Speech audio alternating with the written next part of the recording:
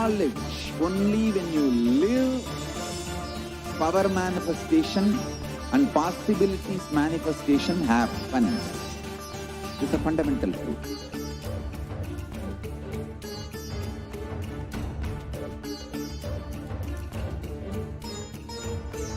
Hinduism cannot live exclusively as one sampradaya. No.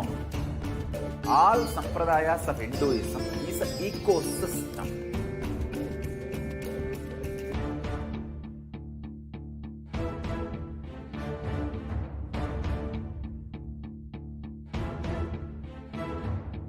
So don't keep quiet thinking that if one sampradaya is attacked, only that sampradaya is going to be affected. All of us are ecosystem.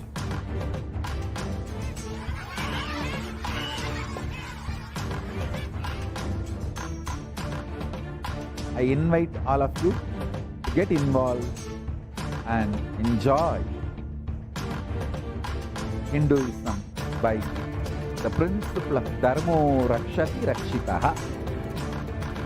When you protect Dharma, Dharma protects you.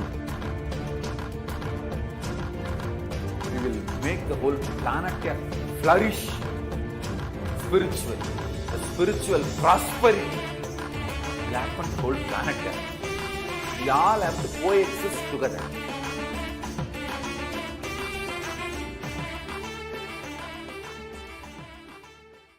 Just be alive for next 3 years. Don't die within next 3 years.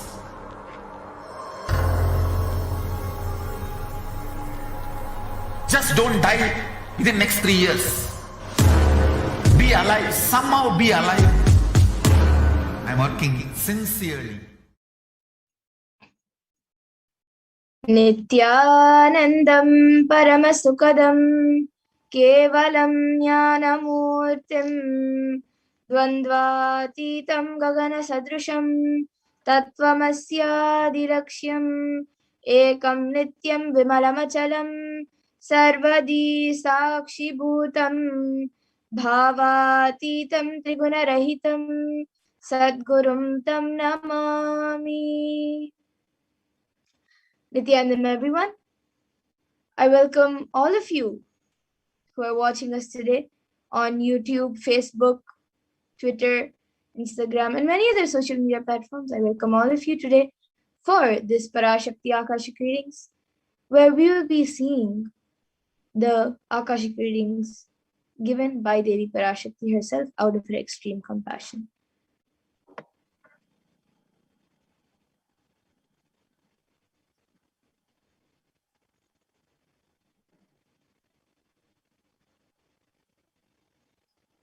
Yes, Maya, can you go to the next slide?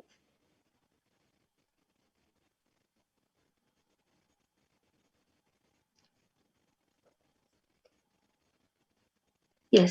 So if you are here, it means existence wants you to be here in this form. You are not an accident, but you are an incident. You are a conscious miracle of existence. Existence is trying to express itself through you. Welcome to this sacred spiritual experience, your digital experience of the divine.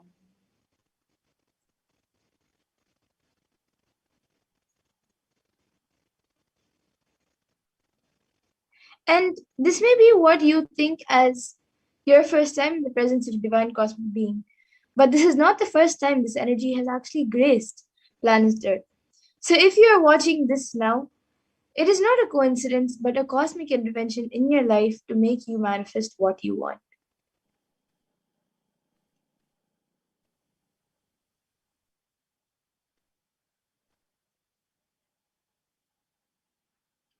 You are a conscious miracle of existence. How is this possible? How has this worked before? Experience these answers through powerful cognitions as reference from the ancient texts of Hinduism revived by the Supreme Pontiff of Hinduism.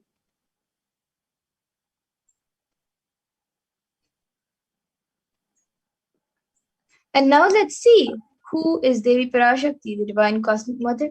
Let's see a small introduction about her.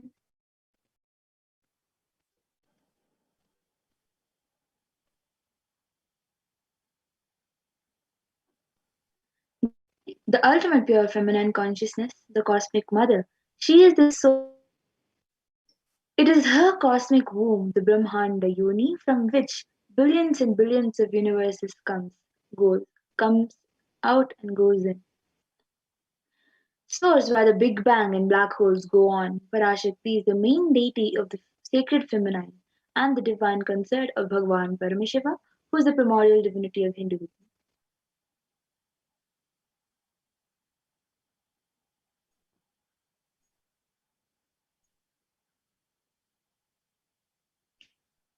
And the first and foremost relationship is mother, the ability to learn. And even the idea to relate starts with the mother. How to relate starts with the mother. So understand your idea to relate and your ability to relate starts with two important factors to connect with what you think as life. And in the Vedic tradition, our rishis were aware that your ability to connect with the mother should be directed to the cosmos and it should inspire and awaken your higher consciousness.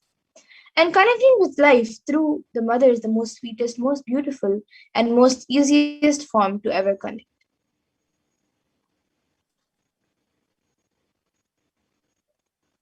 So the cosmic mother, today, out of his extreme compassion and love, the supreme wonder of Hinduism is manifesting Devi Parashakti herself and gracing us, answering all our questions, attending to all our prayers, giving boons, healing us, revealing our past, present, and future, delivering profound spiritual truths, and ultimately giving us the experience of Paramashivoham itself.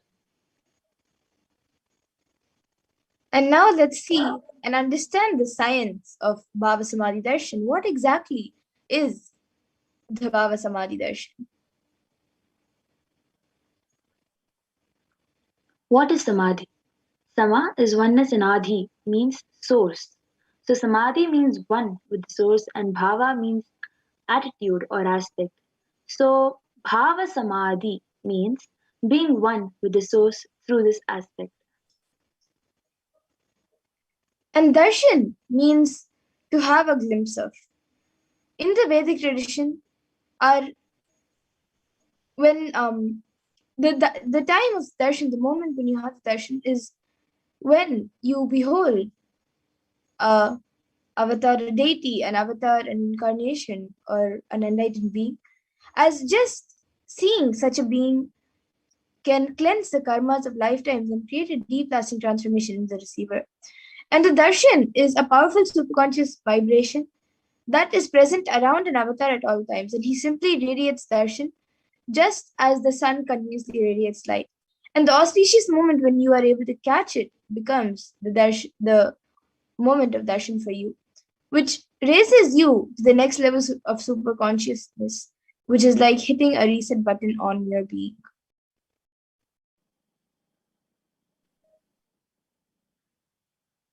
So the science of Bhava Samadhi Darshan, where the divine cosmic beings are real.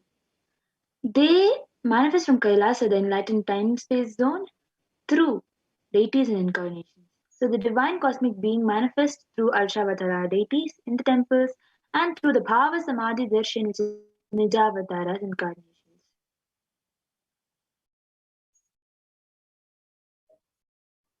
And the Bhava Samadhi Darshan is the science of where the Nijavatar manifests Paramashiva, the consciousness. And it is where the formless, the being of Paramashiva, expresses through the Divya Sharira, the light body, and manifests as Nijavatara, the physical form, for us to experience Paramashiva.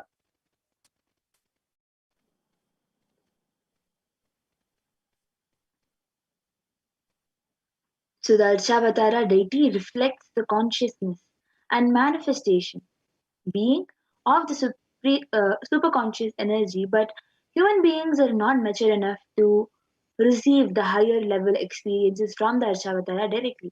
So the avatar, the physical down to bridge the gap and create.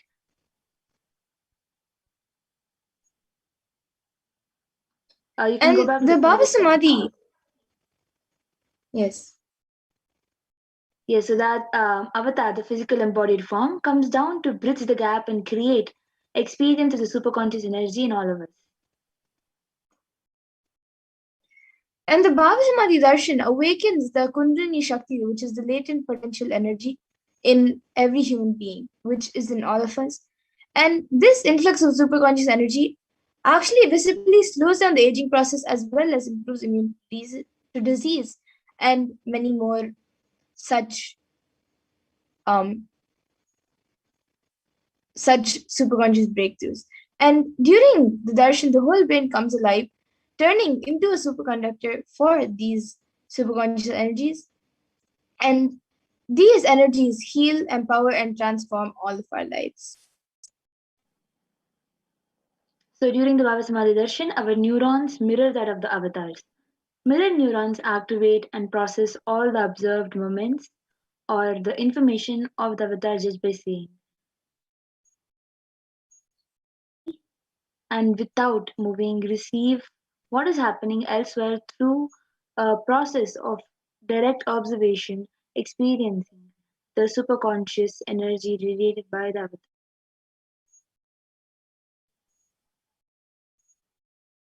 And the Akashic readings are not a prediction, but readings from the cosmic archives, beyond space where the creation and destruction happen simultaneously.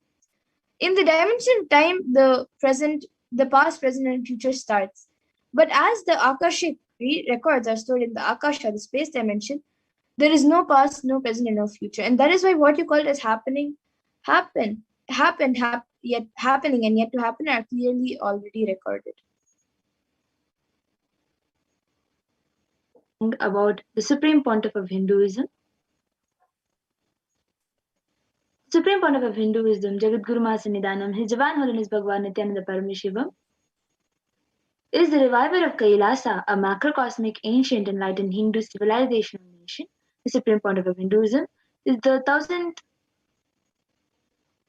as per Hinduism and is recognized by his predecessors who are enlightened masters and adepts.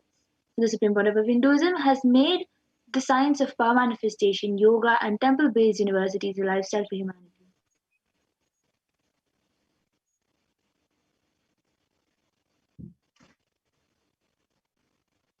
And the Supreme Pontiff of Hinduism is also ordained as the 233rd Guru Mahasannidhanam of Kanchi Kailash Sarvagnipitam, which is the Tonde Mandala Adinam, the incumbent emperor of Suryavamsha Saranga Samrajyam, and the present Mahamandaleshwar of the Mahanirvani Akada, which is the largest apex monastic order.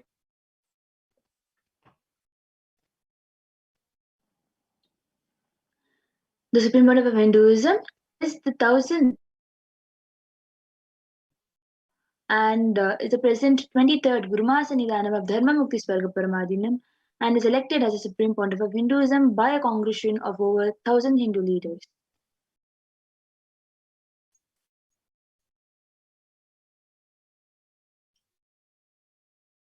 He is also revered as a teacher of Hinduism, the most prolific, most viewed, read, and watched. And he has authored 300 books and 10,000 articles in 3 different languages, which are English, Tamil, and Sanskrit. And these are translated in 50 languages with over 1,000 titles. And he has also over 20 million copies of books and articles, which are sold, read, and downloaded in over 10,000 hours of discourses. The Supreme Pontiff of Hinduism has also enriched 1 billion plus lives digitally and is respected as a commentator of all sacred scriptures such as Upanishads, Bhagavad Gita, Shiva Sutras, Brahma Sutras, Yoga Sutras, Ashtavakra Gitas, Jain Sutras, and many more.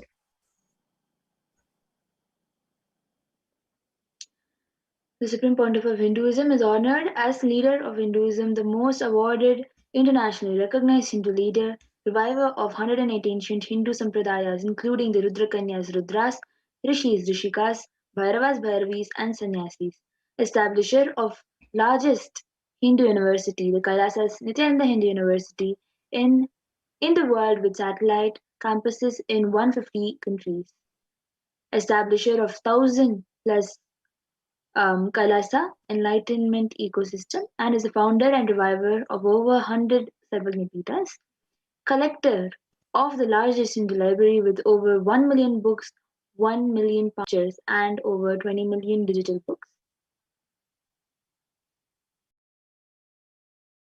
And now we will be moving on to the next segment where we will be seeing the live demonstration of the extraordinary Shaktis given as a gift to humanity and given to all of us as a gift by Supreme Pontiff Hinduism through the science of Diksha. So we will now be moving to the next segment where we will be seeing a live demonstration of the manifestation of extraordinary Shaktis.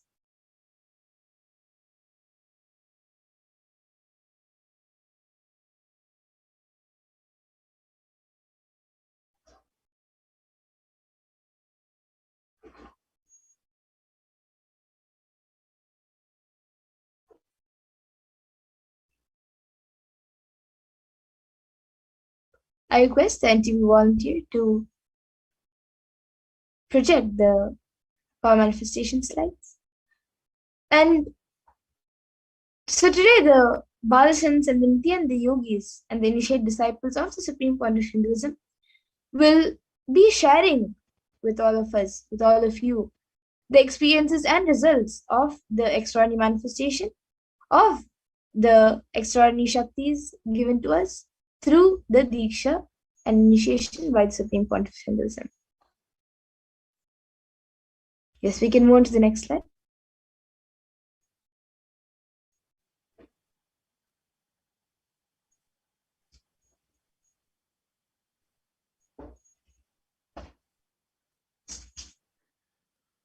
Yes, ma. Next slide.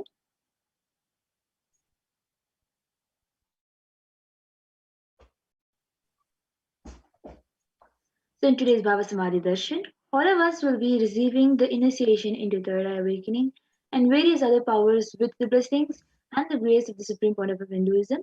And we will be manifesting the following power of third eye, where we'll be seeing with the eyes blindfolded. So many of us might be wondering where the third eye is located. Third eye is the cosmic browsing center which is located in between the brows, which upon initiation one can effortlessly express the powers and see through the third eye just as you could with the normal two eyes.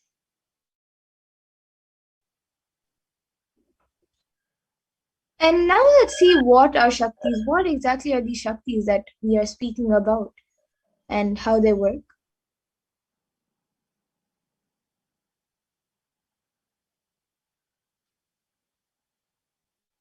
In the Vedagamas, the Paramashiva reveals in elaborate detail that every human being is hardwired to be able to manifest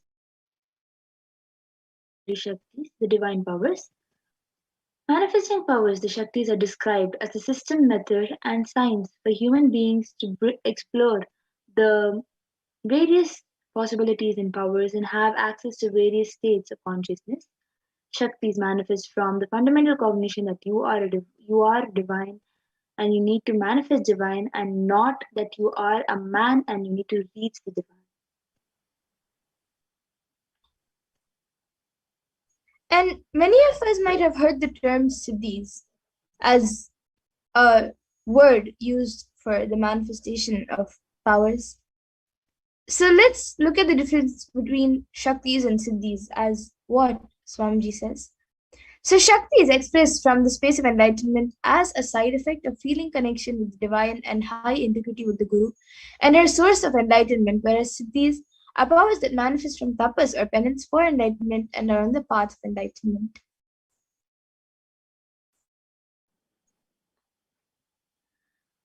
And the Shaktis of Paramashiva manifest through ordinary human beings in an extraordinary way after initiation from the avatar and are permanent, whereas the Siddhis are not permanent and may divert you from enlightenment.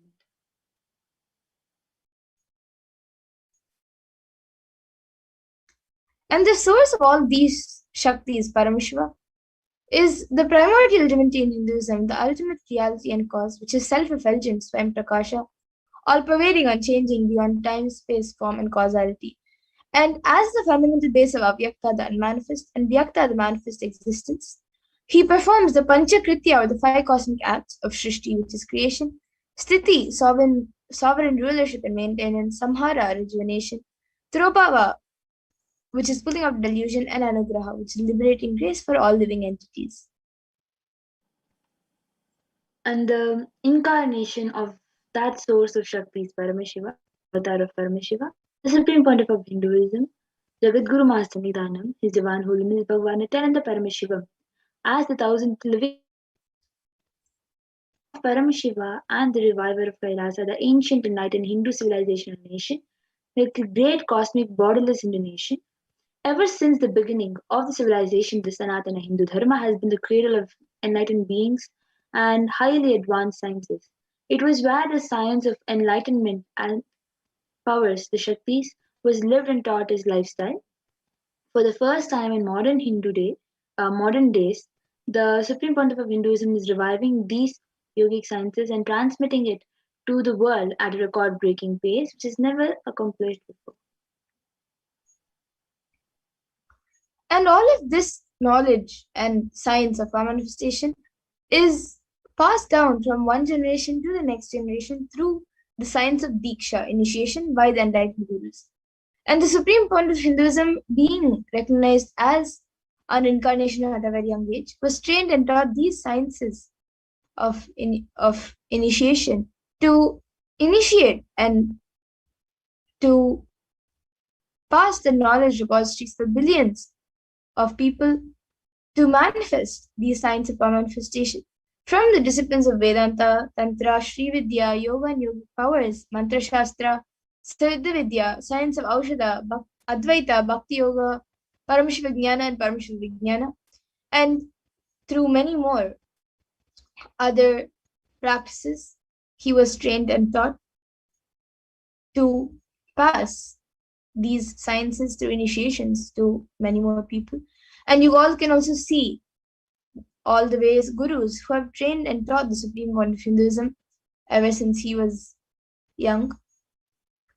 And this is actually called the Guru Parampara, where from one generation it is passed down to the next.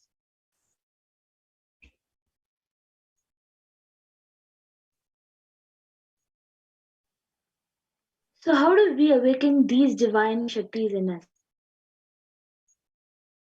Every jnana, the ultimate truth, mapped into your consciousness, prajna, manifests as powers prajnana.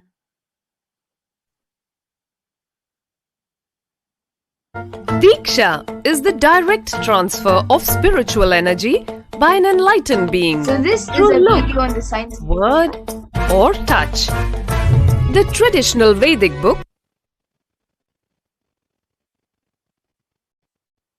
Navaratneshwara states, Sarvasamapi Dikshanam Muktihi Phalamakhanditam Avirodhat Bhavantyeva Prasangyastu Bhuktayaha. The main benefit of all initiations is moksha, enlightenment.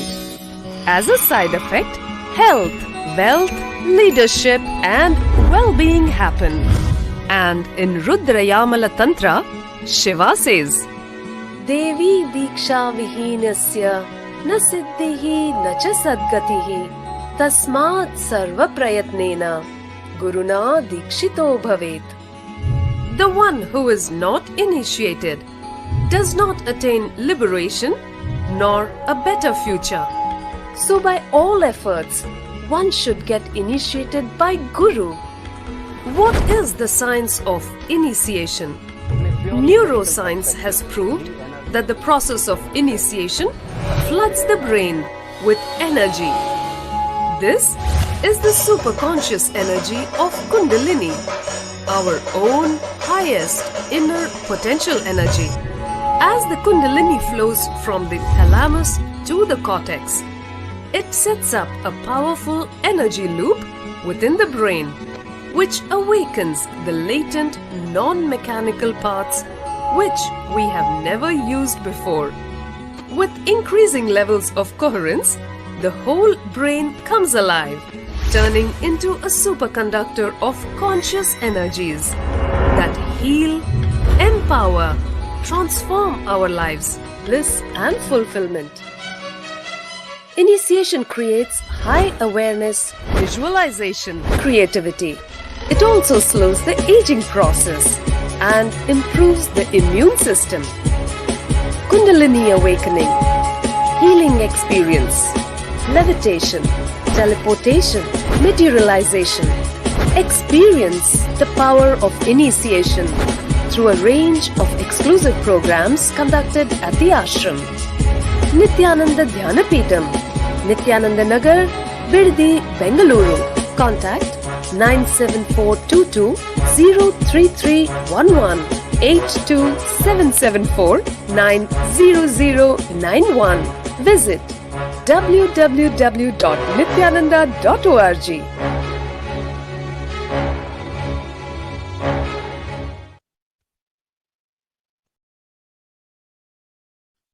Yes, so that was a video on the science of Diksha. And now we will be seeing how the science of power manifestation is authenticated through 4 aspects of evidences or pramanas. The first is the Shastra Pramana, which is revealed in the source scriptures. The next is the Apta Pramana, the experiences and authorities of Hinduism, the Vedic rishis and scientists who time tested and verified the science. And then the next is the Atma Pramana, which is an account of the supreme point of Hinduism, this millennium's avatar's personal experience on the power of his experience of the power manifestation. And the next is the Pratyaksha Pramana, which is the empirical evidence from observation and scientific experimentation.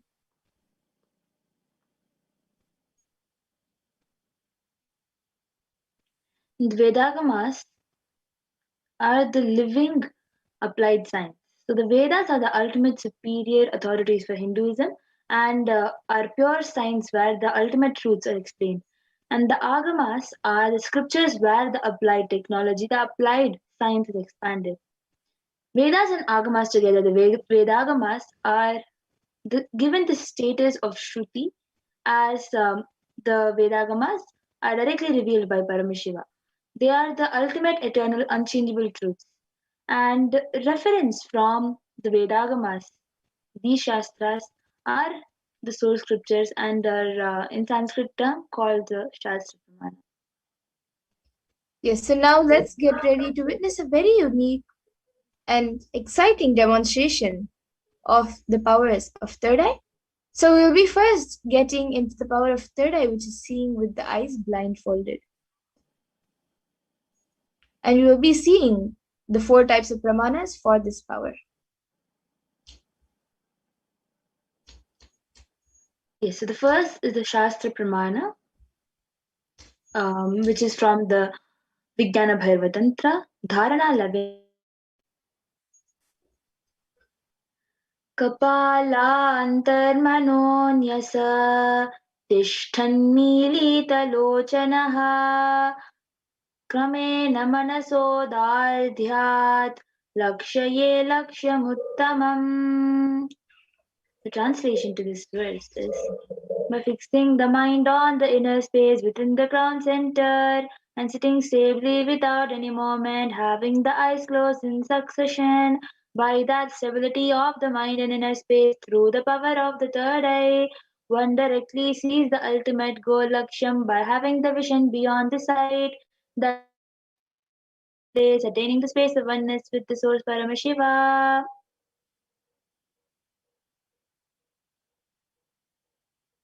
The next is the Apta Pramana, where Krishna initiates Arjuna into this power of third eye. Natu maam shakyase drashtumanenaiva divyam dadami te chakshu pashyame yogamaishwaram. Bhagavan Krishna says to Arjuna, "See my cosmic form with these physical eyes of yours. Therefore I grant you divine third eye vision. Behold my cosmic opulence." In the Hindu Purana Bhagavad Gita, Bhagavan Krishna initiates Arjuna into the power of third eye to behold Krishna's Vishwarupa Darshan, the vision of his cosmic form. The 11th chapter of Bhagavad Gita, which contains the description of Bhagavan Krishna's cosmic form, is completely narrated by Arjuna, and as Arjuna sees Bhagavan Krishna through the third eye. Inside and outside broke. You can pause the video, ma. So the Atma Pramana, where in Swamiji's own words, where Swamiji is sharing the first experience that I was able to see everything around me, above me, the whole 360-degree, 10 directions, below me, everything. I realized not only I was able to see, I was able to feel, experience all of that as me.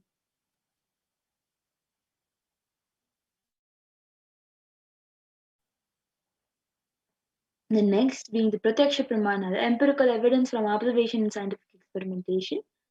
This cell activity of the brain in conscious and meditative open third eye state using the positron emission tomography, which is PET. It was scientifically proven that when doing the daily activities, high activity is measured in the brain where the third eye is located, and when in deep samadhi state, the open third eye state, only third eye region is active, and almost 90% of the rest of the brain is at peace.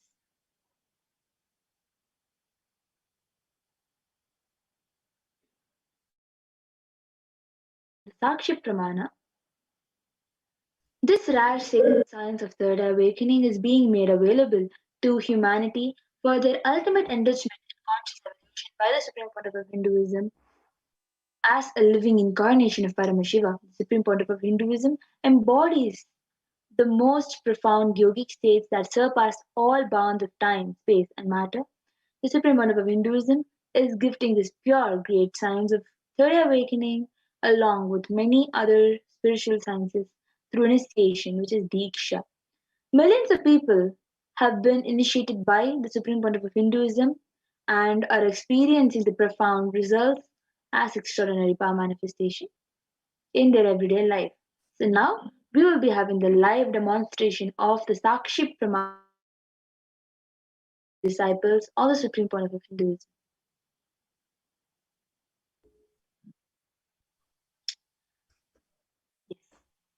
So now we have with us Ma Madhura, who will be demonstrating this power, the power of third eye, to all of us. So Ma Madhura is having an eye band in her hand, as you can all see. It has a strap which will just hold onto the head. That strap will the eye band onto the head. It has also a sponge attached to it, which will help with no light entering inside the eyes by sticking onto the face, and still it will be still comfortable as well as not let the light inside.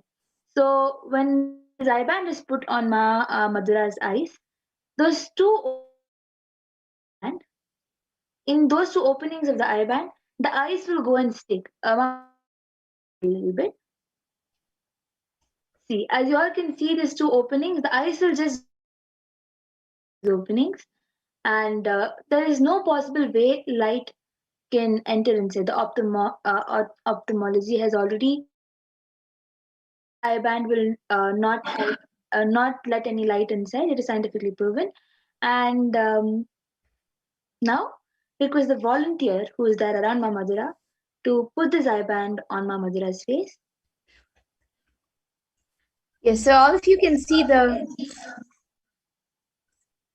eye band being put on me.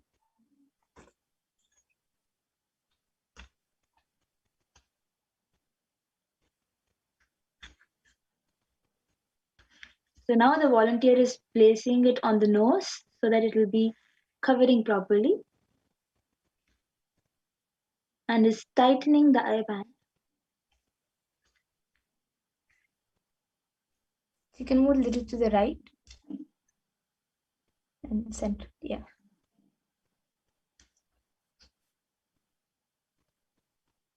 So as you all can see, the eye band has been put tightly on top of the face, and Ma Madhura is turning left, right, up and down, and showing that there is no possible way of light entering inside. Yes. So then with this, whoever wants can comment whatever you want in the YouTube Yes, in the comment HDH section. Nithyananda YouTube channel, you can post anything you would like me to read in the comment section. Yes, I think the last comment we have is from Ma Nitya Maha Adbhut Charitra, who has put Nityanandam and then 3 Namaskar emojis with white hands or like brownish hands, and then a red heart. And anyone else who would like to put in your comments, you can put a number, sequence of emojis, numbers, words, sentences, and you can even put something that doesn't even make sense or something which you would like me to read, any scientific word. And yes, we have another comment from Nitya Gobamananda Indira, who has put, I feel blessed to be here. Yes, Ma, you are surely blessed with the grace and blessings of Swamiji. It is not a coincidence that you are here. Only with Swamiji's blessings, you can even be here. And we have another comment from Saranka Vidyakaran, who Manitya Lalatakshananda, who has put Jivan Mukti Bhashya is the book to read, the Chaturmasya, and then a rose emoji and a emoji with 3 books, with a yellow book, blue book, and a green book.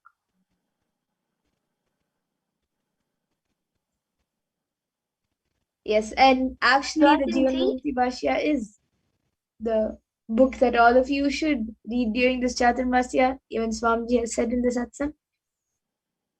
Yes. So as you all can see, the comments are being projected, just like how Mamadura started reading. First, the last comment when she started reading was Nityanandam by Maha Adbhuta Charitrama, and then she read exactly whatever is being projected. Where Ma Guhpamananda has shared, I feel blessed to be here, and Jivan Mukti Bhasha is the book to read this Chaturmasya with the same colored. As you all can see, exactly what Paramashiva revealed to Mamadura and what people have been commenting in the YouTube section is exactly the same. Yes, and we have another comment from Rahul Aswani, and he has put a heart emoji and a namaskar emoji.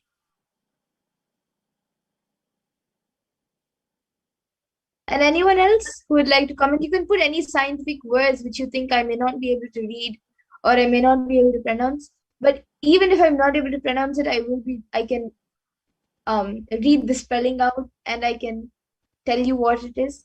So anything you would Also, like me to some read, it other can even languages. be a language, yes, a different language, anything you would like me to read. Yesterday we had 2 different languages, which is we had 2 different languages, Telugu and I think Nepali. Nepali. So anybody else wants any other languages, you can put it in the chat. You will see that either she will be able to write it down and show, or she will be able to read it out through the third eye. Yes, so we have another comment from Saranka Vidyakaran, Manitya Lalatakshananda. She has put 2 heart emojis, 2 namaskar emojis, then a Trishul emoji, and then a heart with a dot under that type of emoji. And then we have Manitya Mahadvita Charitra, who has put something in, I think, Chinese. It looks like Chinese. And then we have Rahul Aswani, who has put alpha, beta, and gamma radio waves, and then a Deepa emoji and a flower emoji. And it is a mud lamp, and the Amazing. fire is facing the right side, like my right. So yeah, and between after alpha, beta, and gamma, there are 3 dots before the word radio. So exactly whatever has been put by Rahul Ashwaniaya, which is some scientific terms. Exactly that is what Parameshwar revealed to Mamadura also. And Yes, as you and I all think can we see, have Ma another Adbhuta comment from Charitra has Saranka Vidyakaran Manitya. She has put something which I think is Gujarati, if I'm not wrong. It is some North Indian language. And then we have another comment from Rahul Aswani, who has put a thumbs up emoji and a smiley emoji. maybe Ma Saranka and Mahadvita Chaitra, maybe you both can get back in the comments about what language it is. And yes, now Ma Saranka has again put, I think, something in Kannada. She has typed a word in Kannada. Yes, so as you all can see, Mas has put in another language, which I think is, as my mother has said, Parameshwar revealed to her as Gujarati. Rahul Ashwani Aya has put thumbs up and a smiley emoji. And Ma has put in another language, which is Kannada. Yes, and all of you can also get back in the comment section. Maybe you can get back saying what language it is, and I'll be reading it through my third eye saying which language it is. Like you can, if it's Telugu or Kannada, you can get back in the comments saying what language it is, and I will read it saying with whatever you type. And Yes, anyone else who would like to put any other comment can put your comments in. Yes. You can actually put the language, and Mamadra will read what language you have put in. Yes, and Mas now said yes, Gujarati and Kannada. Amazing. So, and then Ma Advaita Chaitra has said yes, it is Chinese. Amazing. So, Paramashiva revealed to Mamadra and the third eye the languages of whatever has been put in the comment, and saying you can all see in the comment which I've projected where they have gotten back saying yes, it is that language, and exactly whatever Paramashiva has revealed. Anyone else who would like to put in your comments before we move on to the next power?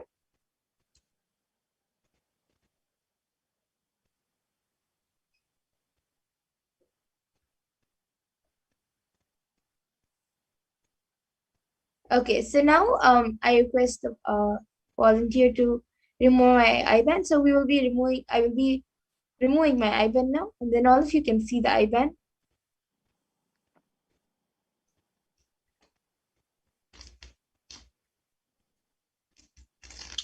So as you all can see in front of you, the IBANs are being removed. It is the exact same IBAN that was put on Mamadura's face.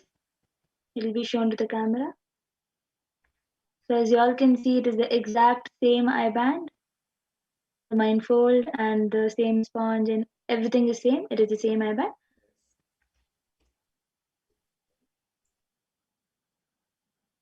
So then with this, we'll be entering into the next power, which is the power of body scanning. Request the NTV volunteer to project the body scanning slides.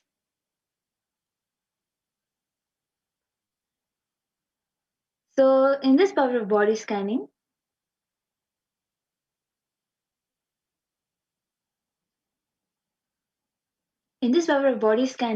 one awakens to the ability to scan illnesses, diseases, medically diagnosed issues, and provide solutions through the awakened third eye.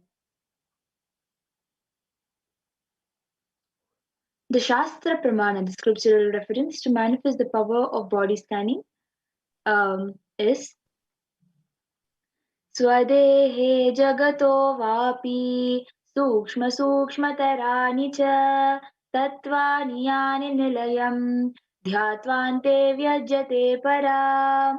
Bhagavan Paramashiva says, cognize deeply that from the subtle to the subtlest constitutive principles of your whole body, Swadeha, or of the whole universe simultaneously consist of reality. They are being absorbed in their source cause, Paramashiva. By the experience of such restful awareness, one becomes complete from all thoughts. Parashakti is revealed.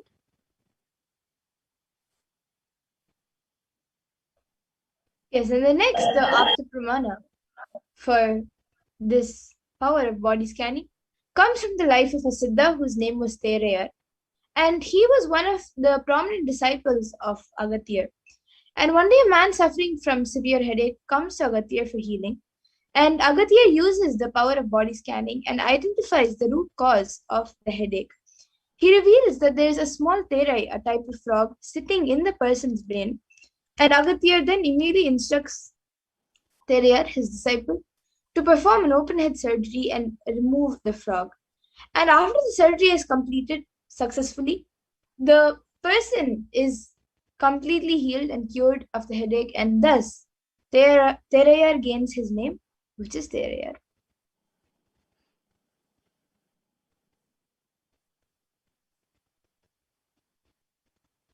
So the next is the Atma Pramana, where account of the Supreme Pontiff of Hinduism, Jagat Guru Mahasannidhanam Bhagwan Nithyananda Paramashivam's life.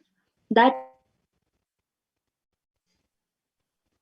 on the 22nd December 2019, the Supreme Pontiff of Hinduism, His Divine Holiness Bhagwan Nithyananda Paramashivam, revealed how Swamiji uses the power of only when I had the multiple compound hand fracture, I was forced to go for surgery and therefore for medical checkups related to that. At that time, they detected heavy metal quantity in my different organs. It was revealed that I had been poisoned without our knowledge. I immediately used diagnostic methods instead of medical facilities to study the body condition due to the poisoning. Through body scanning, I found out what the problems, imbalances had happened and where the balances had to be done. I used allopathy as the second opinion to verify my findings. And all of you can also see the Sakshi Pramana, which is the experiences and results of the extraordinary manifestation happening through initiate disciples of the Supreme Point of Hinduism. So you can see that few of the initiated disciples have shared their experience of this power manifestation, where they have manifested the power of body scanning and they've shared it on social media. So you can see screenshots taken of that. And now we will be witnessing the power of body scanning live being done. So anyone who'd like a body scan can put your comments in the YouTube comment section and we will be doing a body scan for you.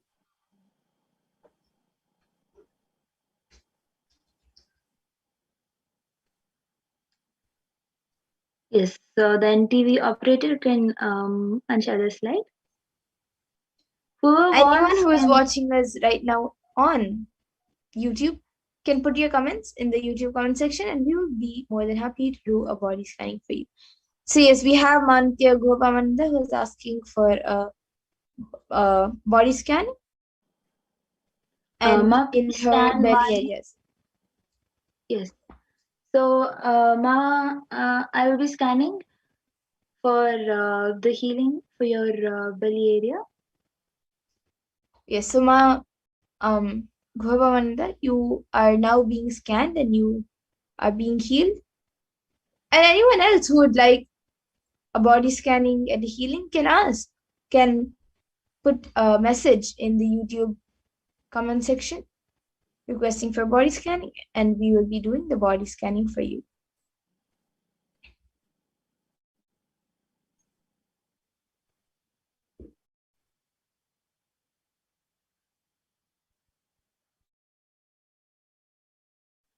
Yes, and I see Ma Saranka has asked, could you scan my body and tell me what my root pattern is? Yes, Ma. Now I will be scanning for you. So Ma Saranka, now you are being you will be scanned. And once Ma Prajna is ready, she will be sharing for Manke Guhabamanda. Yes, so Guhpamananda, I was able to see that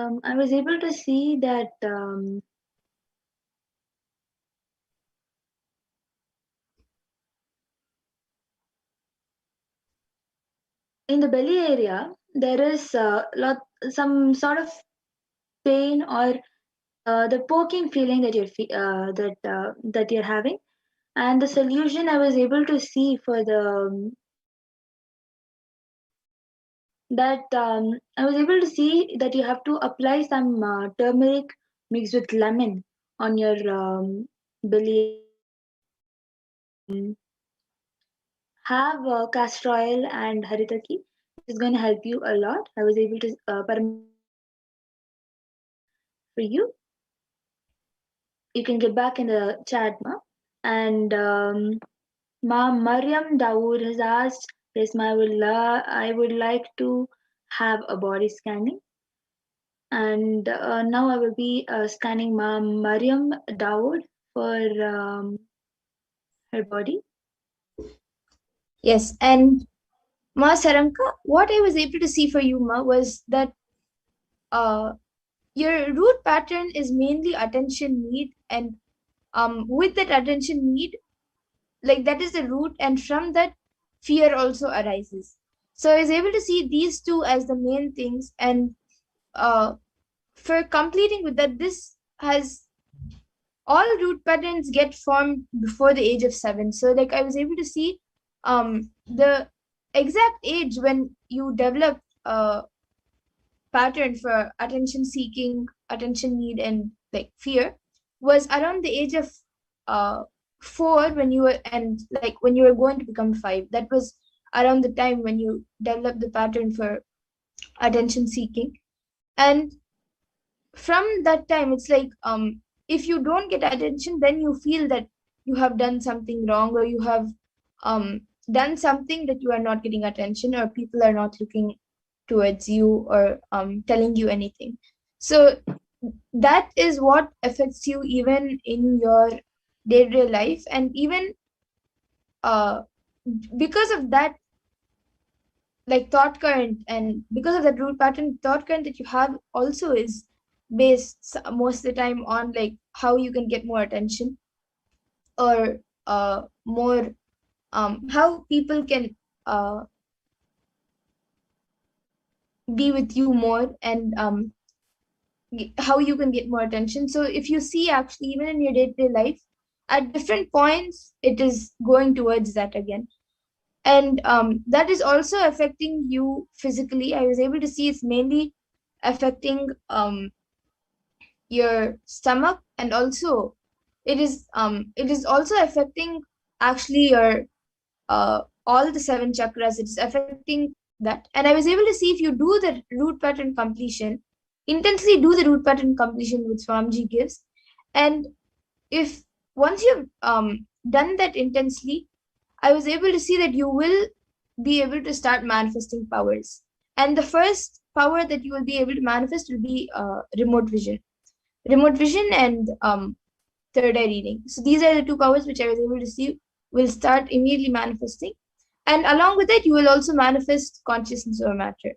So you will start manifesting these 3 powers, like really good, if you do an intense root pattern completion, especially with attention need and fear. So this is what I was able to see for Yuma. And Yes. now I'll be scanning for Mahad Charitra has asked to scan and tell why she finds it hard to motivate herself. So yes, Ma, now I'll be scanning you. And Goba Manand has also gotten back saying, yes, I do have poking pain in my belly, and also scan my root pattern. So yes, Ma, you can, once you have shared, you can maybe scan the root pattern from Auntie Goba Manand. And Ma Saranka has also gotten back saying, okay, Ma, okay, thank you so much, Ma. Yes, it makes sense, Ma. Okay, I will do that. So now I will be revealing what Paramashiva revealed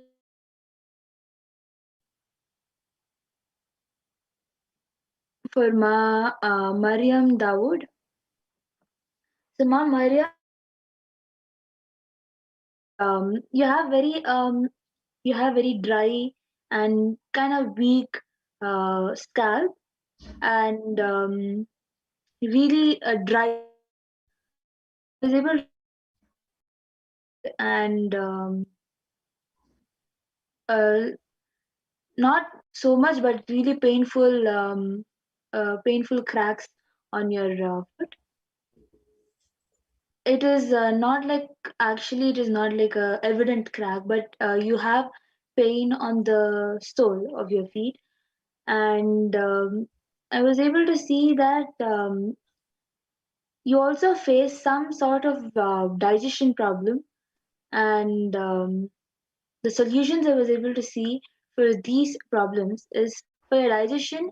I was able to see that you need to consume hot water with little bit of lemon in it, and in along with the lemon, you should add a little bit of castor oil in the water itself and drink the water.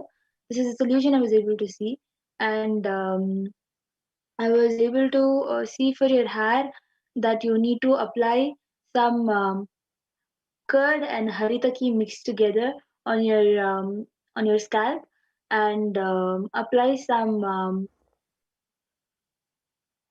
lemon on your sole with some honey on your sole, and you will be able to see that there will be improvement in your sole area from the pain, and your hair will it will become softer, and it will become strong when you apply haritaki mix. This is a solution I was able to see for your third eye, for your body, and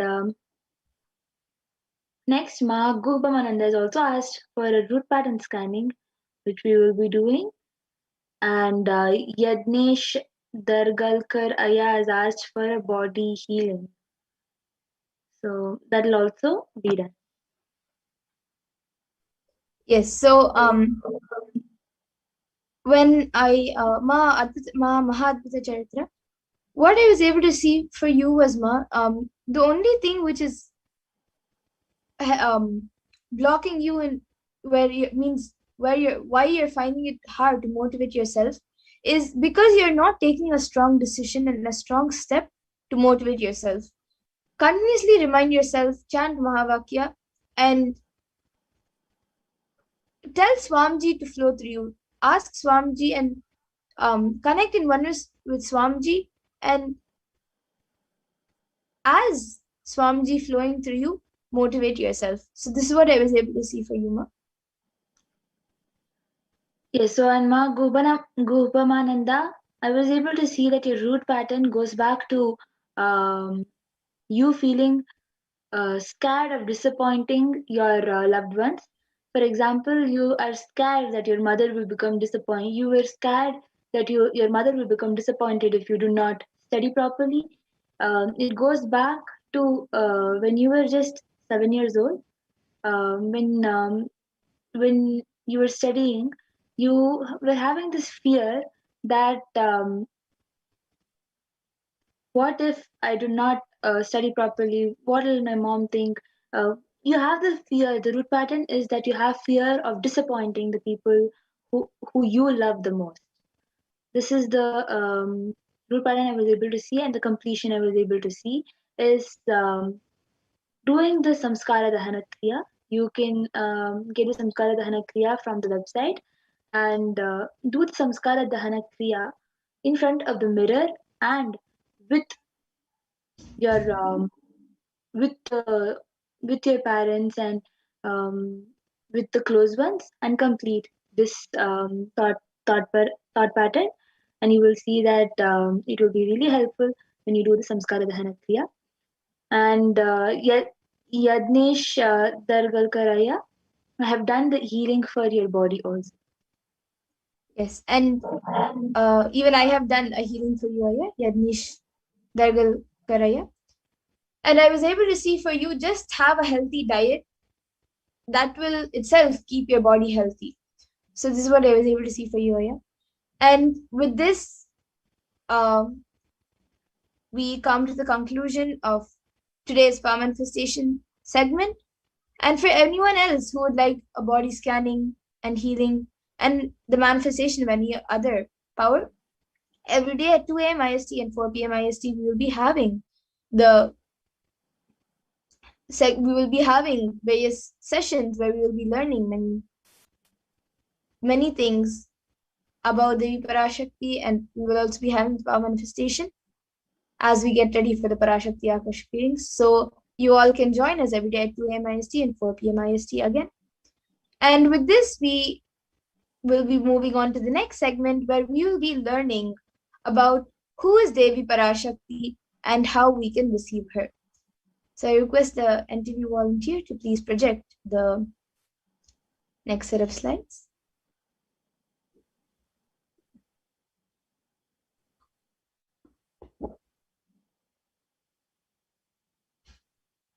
And just before that, Ma Adbhuta Charitra has also gotten back saying, "Thank you, Ma. Yes, you're very right. I will chant Mahavagya." Yes. So now in this next segment, we will be learning about divine feminine consciousness and who is Devi Parashakti.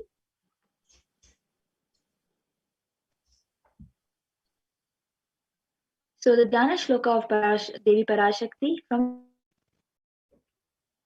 सिन्दूरारुणविग्रहां त्रिनयनां माणिक्यमौलिस्फुरत् तारानायकशेखरां स्मितमुखीमापीनवक्षोरुहां पाणिभ्यामलिपूर्णरत्नचषकं रक्तोत्फलं बिभ्रतीं सौम्यां रत्नगतास्तरक्तचरणां ध्यायेत् परामम्बिकाम्.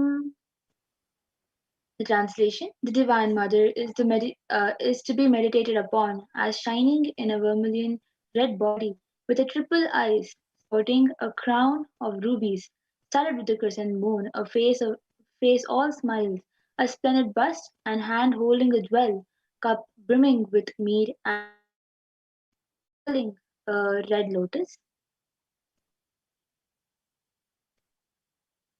And another Dhyana Shloka of Devi Parashakti, which describes her beauty, is also in the Lalita Sahasranama. Arunam karunam tarangatakshim dritapashankushapushpabanachapam animadibhiravritam ayukaihi vibhavaye bhavani. We can move on to the next slide.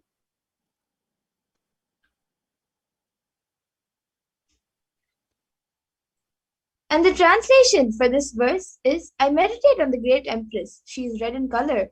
Her eyes are full of compassion. She holds the nose, the good, the bow, and the flowery arrows in her hands.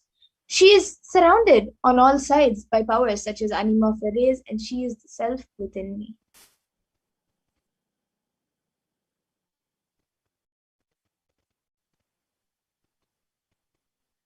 Devi, the ultimate pure feminine consciousness, Parashakti, is the cosmic mother.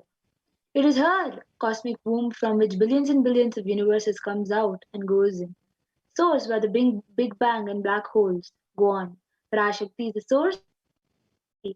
source energy, source power, from which all of us came, in which all of us are even now, and in which all of us are going to merge.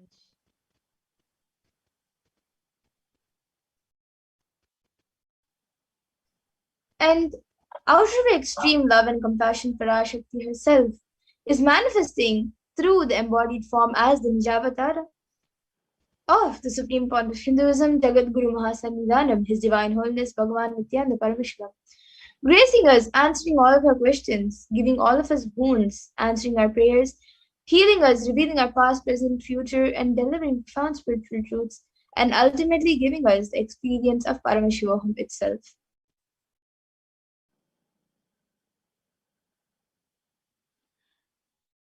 Of Devi Parashakti herself, raising as Omkara, expressing as Vedas and Agamas, blossomed as Hrimkara, filled as Parashodasi, living in 40 triangles.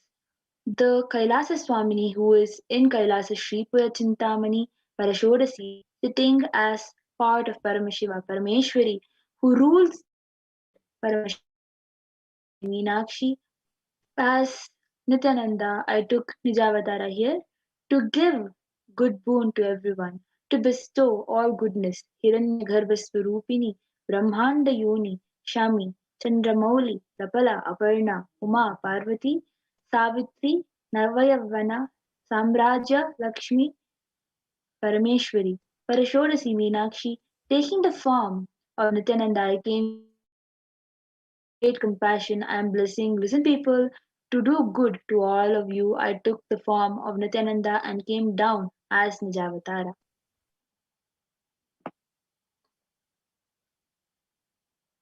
And again, in the words of Devi Parashakti herself, she beautifully says, raising in Omkara, blossoming as Shiva, Shiva manifesting as source of existence, powers of existence, expressions of existence, from the oneness of Om, blossoming into two as Prakriti and Purusha, blossoming as three Shaktis, Icha, Kriya, and Jnana, growing as four Vedas, expanding as 5 Panchabhutas, beyond 6 chakras, filled as gotras of 7 rishis, expanding as 8 directions, existing as 9 grahas, blossoming as 10 indriyas, being as 11 nidras, creating all the worlds, bringing life to tell and make truth blossom, and to do good, Parashodasi, Meenakshi, taking the form of Nithyananda, I came to bless every one of you.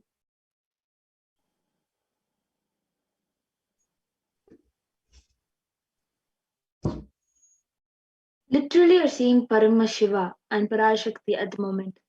She is there in her scream, so always receive very traditionally. Keep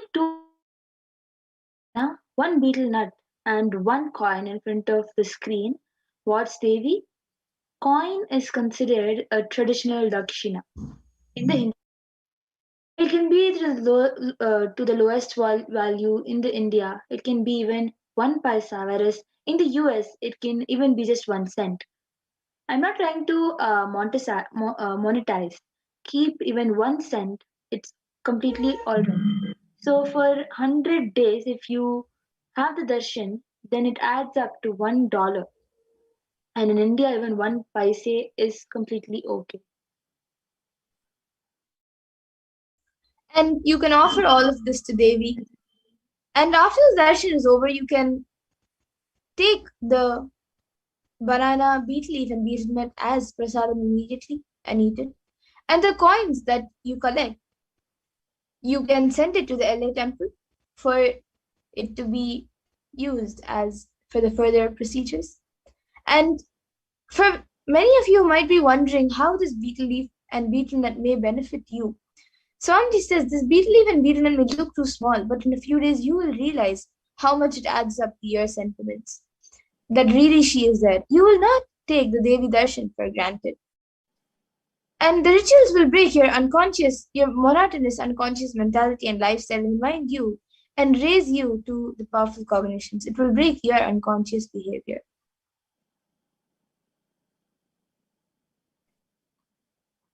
So as you all can see, you can place the main ingredients which are needed. The 2 betel leaves, 1 banana, 1 betel nut, and 1 coin.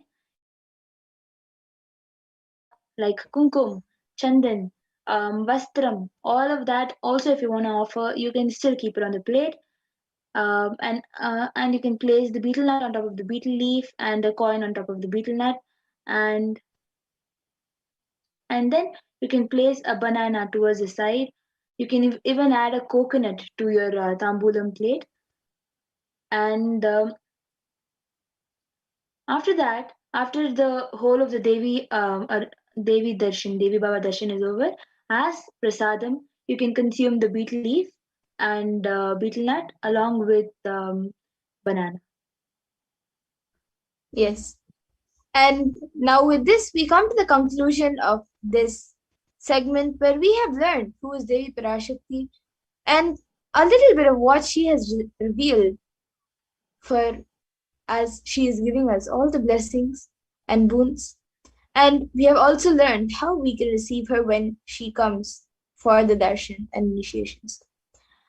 And now we will be moving on to the further segments where we will be learning about what Devi Parashakti has revealed and how it has helped humanity and what she has revealed for humanity.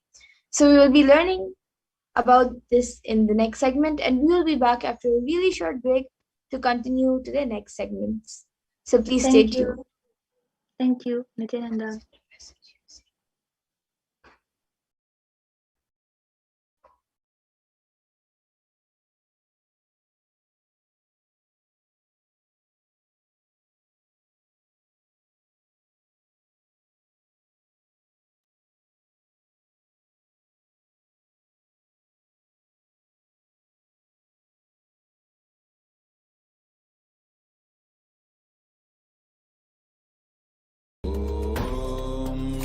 Nithyananda Paramashivam.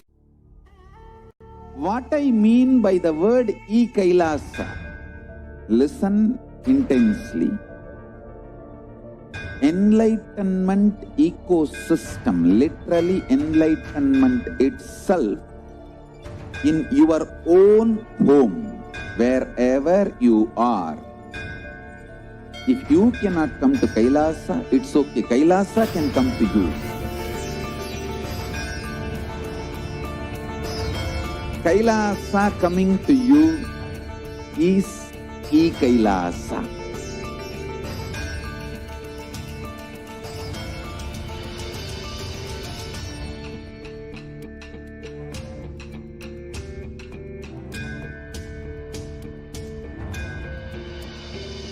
I will revive Hinduism.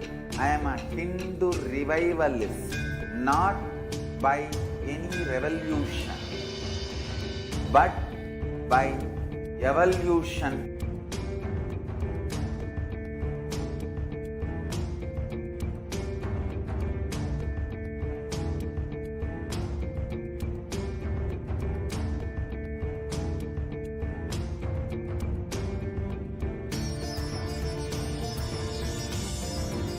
And setting model communities.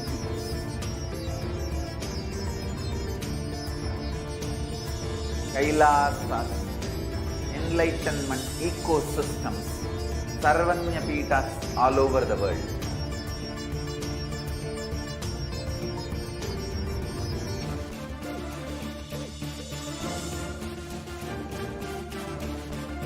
All powerful cognition, knowledge, only when you live, power manifestation and possibilities manifestation happens.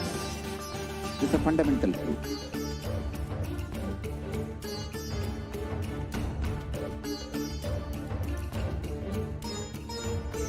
Hinduism cannot live exclusively as one sampradaya. No. All sampradayas of Hinduism.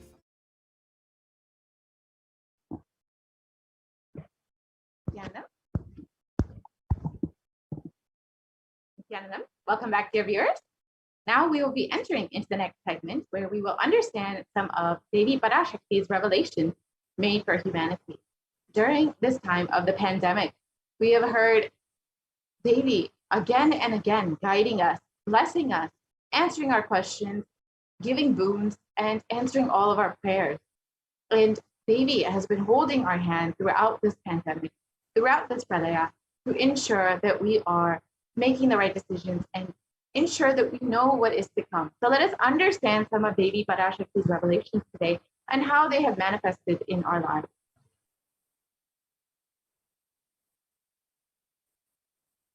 We can move to the next slide, please.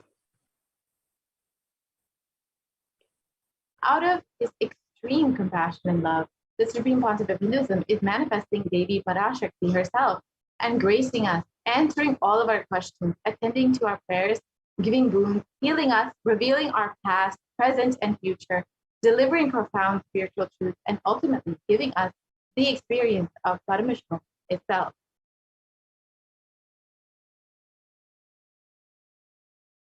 So today, let us see what Devi Parashakti has revealed about immunity and COVID-19. So as we all know, the world has been deeply affected by the COVID-19 pandemic. And we have seen over 186 million people infected with COVID-19. And over 4 million people have died since this pandemic has begun due to COVID-19. And the worst affected countries are the United States, India, and Brazil. And these numbers that we are seeing here are considered to be severely underreported, especially within India. So the actual number of deaths could be much, much higher. The actual number of infections could be much higher than what we understand. The New York Times has reported that the number of deaths within India alone could be 14 times what has been reported. So this is just a very brief understanding of where we are. However, it could be much worse. The scenario could be much worse. So let us understand what Devi has revealed about this COVID-19 pandemic and how it will affect the immunity strength of human beings.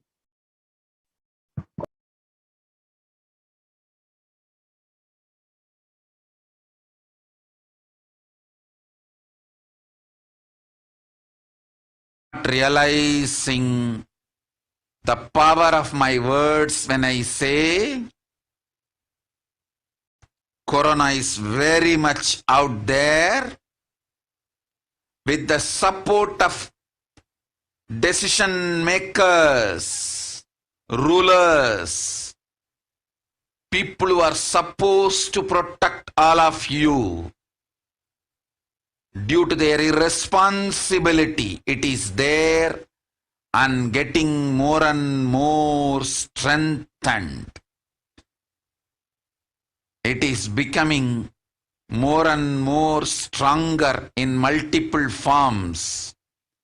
And all the other diseases which are waiting to attack human bodies, because Corona has made the immunity strength weak in human bodies.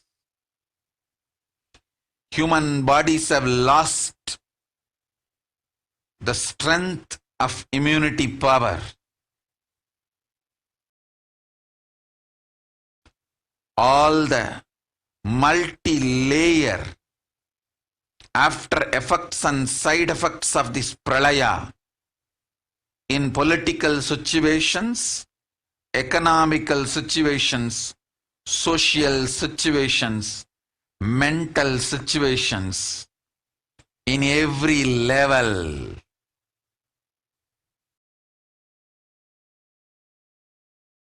Cannot be described. Wait. This year, focus on keeping yourself alive.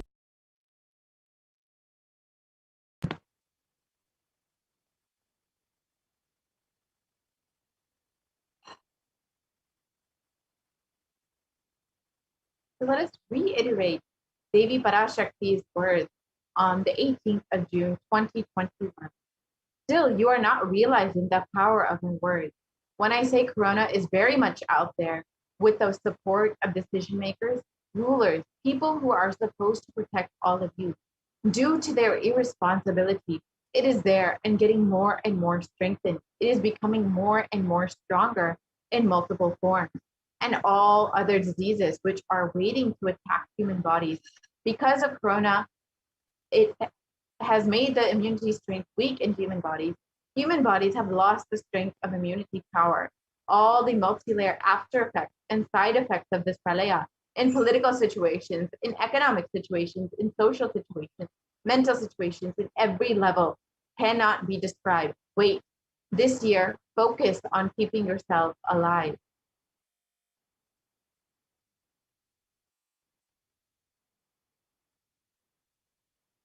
So let us look at the three main revelations Devi Parashakti has made in this revelation. First, Devi explains that Corona has made the immunity strength weak in human body. So let us understand what that means exactly and how it has been manifesting in our world today.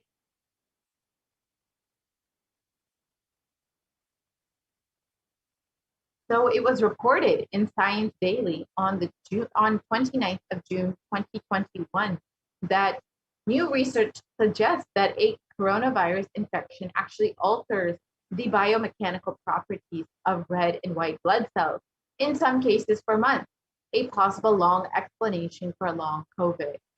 So as we can see, exactly as Devi revealed, Corona is actually weakening the immunity strength of human bodies and physically changing how the immune system works and how the physical aspects of the immune system.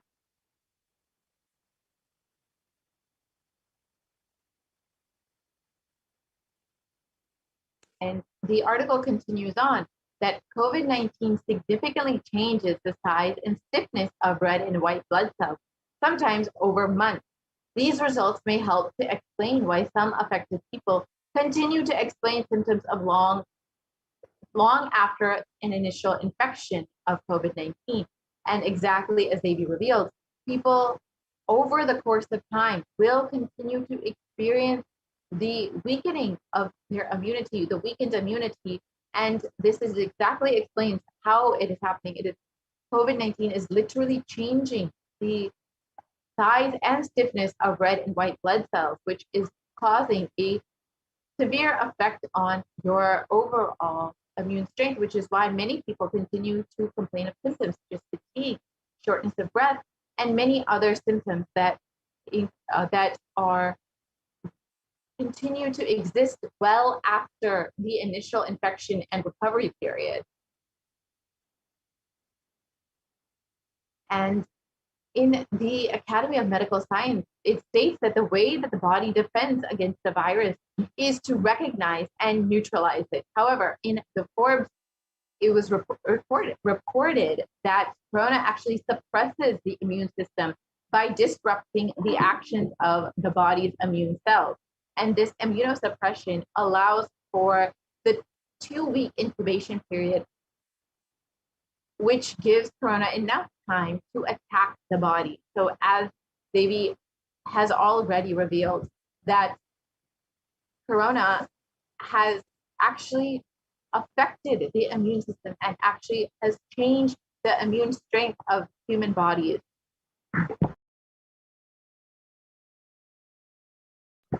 And it has weakened the immune system. So here, let us look at a typical timeline for someone who is suffering with COVID-19.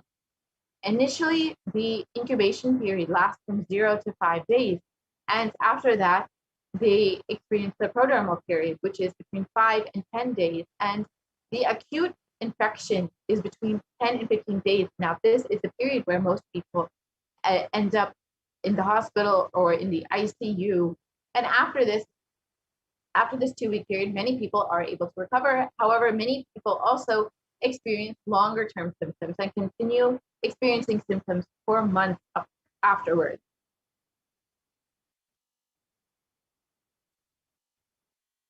And we can go back to the previous slide, please. Sorry, can we go back to the previous slide, please?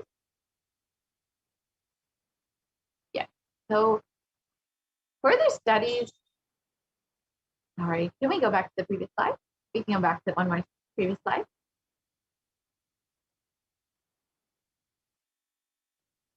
We can go back to the previous slide. Okay, we can go forward with the slide. Yeah, so let us understand, sorry, we can go back one slide.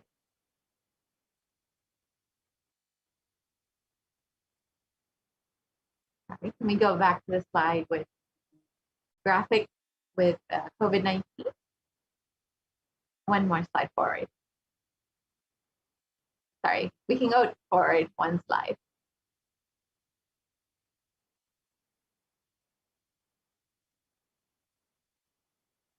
One more slide. Yeah, we can stop here.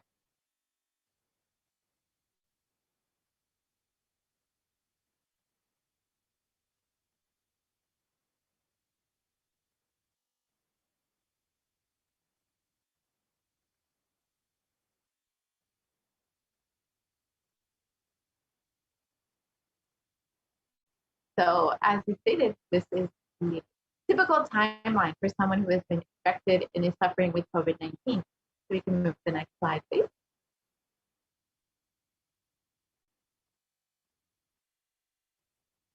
So let us look at COVID-19 in comparison with other deadly pandemics throughout history.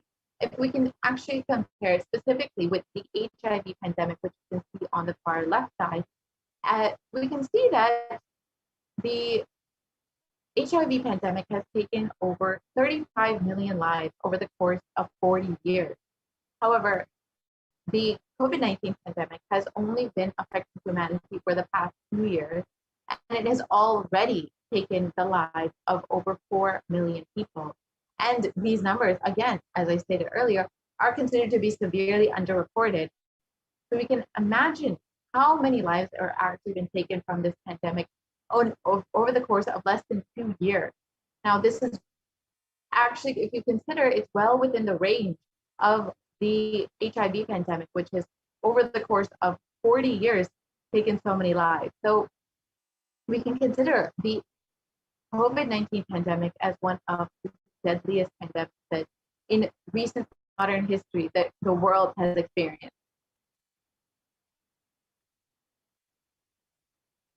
So let us look at some of the long-term effects of corona on immunity. Recent studies show that the University of Oxford found that the cells are profoundly impaired after recovering from COVID-19. And in the British Society for Immunology, they have claimed that the effects of COVID are far beyond the respiratory health. It also affects our cardiovascular and renal system. So literally, COVID-19 is affecting multiple organ systems and is affecting how our body responds to other diseases and how our body responds, our immune response.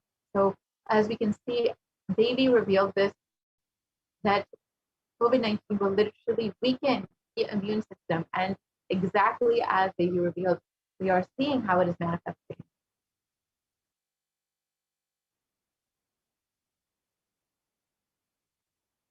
And in a recent article, it stated that exposure to the disease COVID-19 causes symptoms in multiple organ systems across the body, and it is not limited to only the lungs and respiratory system, as was originally thought. In addition, patients are reporting chronic symptoms such as fatigue, shortness of breath that has lasted 4 months after the original infection, and this is exactly what is termed as long COVID. And as we have learned earlier, it is suspected that COVID-19 actually changes the immune system, that it actually changes specifically the red and white blood cells, the size and the stiffness of it. So this is possibly why people are experiencing something as long.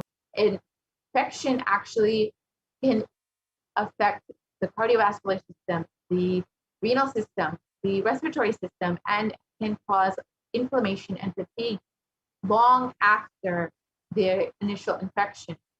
And this exactly as we were told by Devi Parashakti, that it will literally weaken our immune strength. So here we can see how a set of healthy lungs look compared to a set of COVID-19 affected lungs. We can see on the left side the healthy lungs, which are don't have any scarring, and on the right side we can see all of the scarring on the lungs and how badly the lungs are affected by this infection.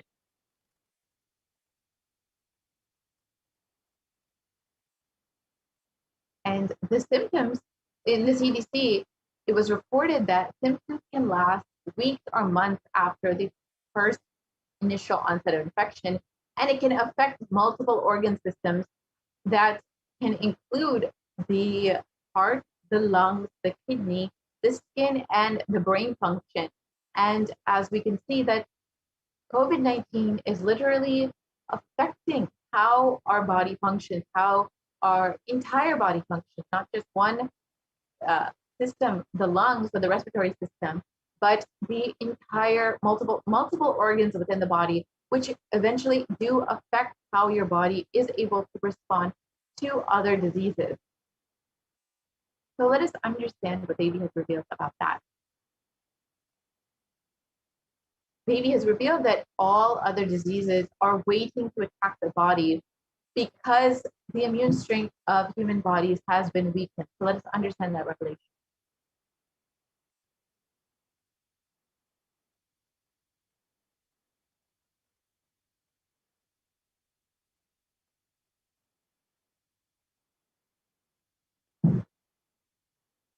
So as many of us have heard, black fungus, white fungus, and other fungal diseases have been sweeping the nation and have been primarily affecting COVID-19 recovered patients. And in one article, it was reported that over 9,000 cases of this rare infection were discovered. This was in early June. And as of recent, even more cases have been discovered. And in another article, it is found that over 90% of the patients who have been affected by black fungus are patients who have recovered from COVID-19 infection. So we can see that this black fungus, white fungus, and these fungal diseases are the diseases that are waiting to attack the human body because they are primarily affecting COVID-19 patients and people who have recovered from COVID-19.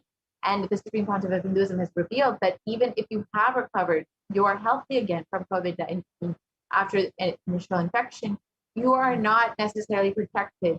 You will be susceptible to other diseases because of the way that COVID-19 has affected your body and how the immune system has been affected by COVID-19.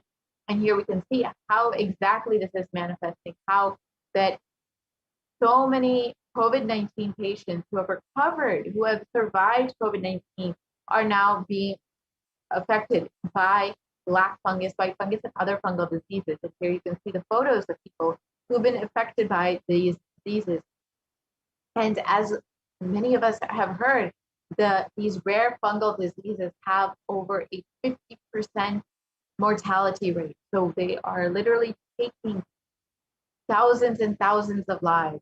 So let us understand the final revelation made by Devi in this revelation. She stated that it is becoming more and more strong in multiple forms. So let us understand what exactly that means.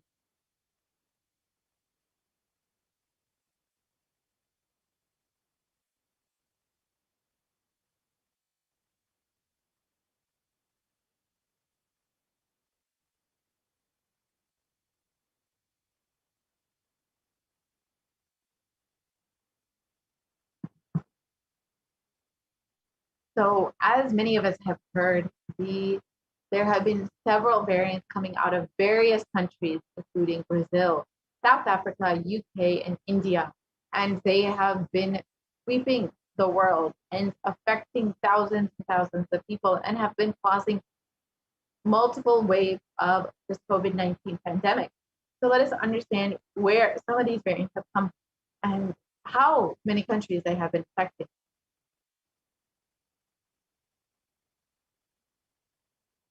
So the Alpha variant has come out of UK. The Beta variant has come out of South Africa. The Gamma variant has come out of Brazil. And the Delta variant has come out of India. And the Delta variant is one of the most highly transmissible variants and has been severely affecting the population in India. And viruses generally mutate, but in the case of COVID, we have seen that they are becoming more dominant. And as we can see, the variants that have been sweeping the world and affecting thousands and millions of people across the world.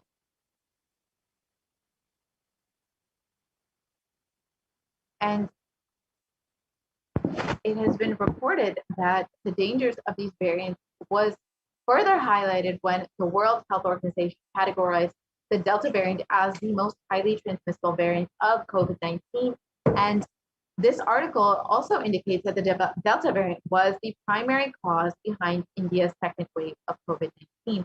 And as we know, the country has been severely suffering from this pandemic, this second wave of this pandemic, and unfortunately has to brace themselves for the upcoming waves of COVID-19, the possible third wave, which we may be seeing very, very soon. And here is just a small infographic of the variants that are currently circulating and how many countries have been affected by these particular variants. The Alpha variant out of the UK has affected over 173 countries. The Beta variant out of South Africa has affected over 122 countries. And the Gamma variant out of Brazil has affected over 74 countries. And the Delta variant out of India has affected over 104 countries.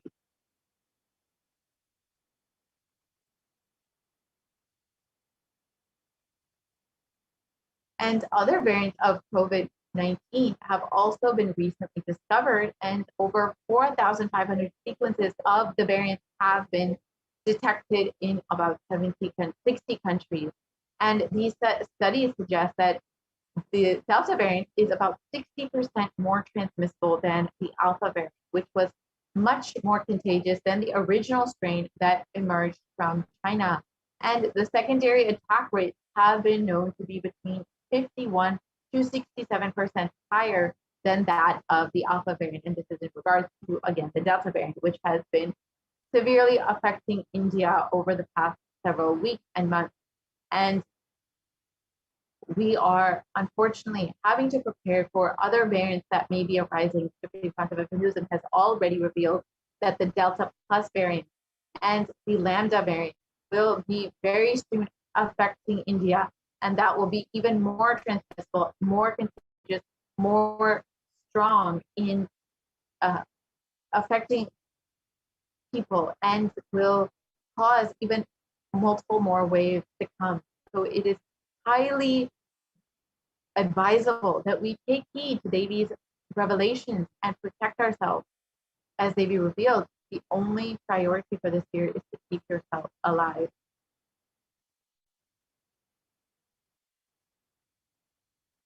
On the 14th of April, 2021, Devi revealed Sharmila, Corona Yes, we can play this.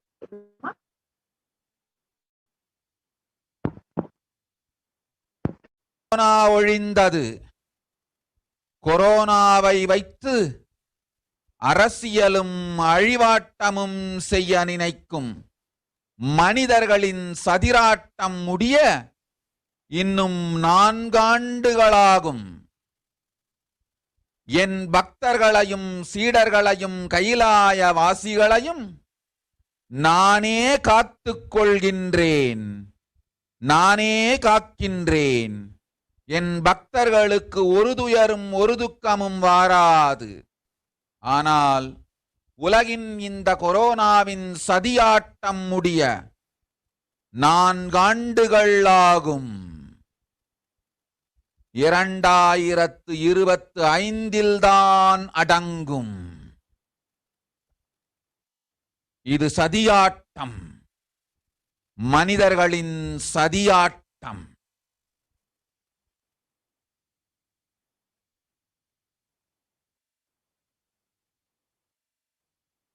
So let us understand Devi Parashakti's revelation translated into English.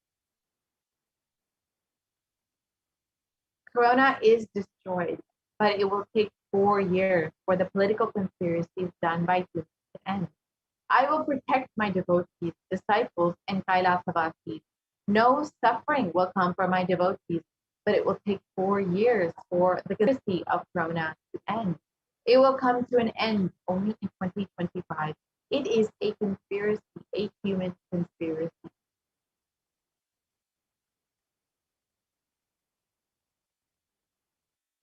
So in this article, it has been highlighted that it is likely that India will be experiencing a 3rd wave of COVID-19 and that it is nearly inevitable.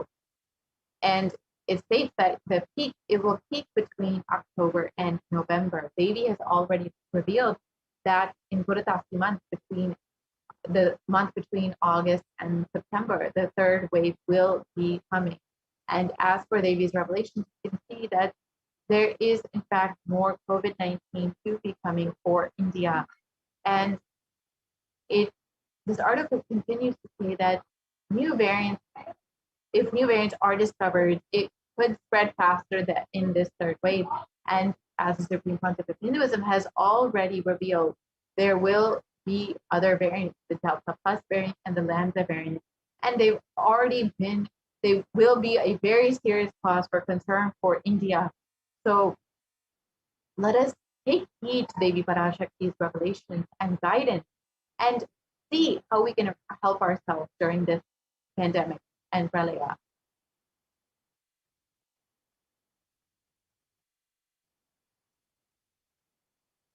With more and more waves of COVID-19 coming up, what is the best way we can protect ourselves?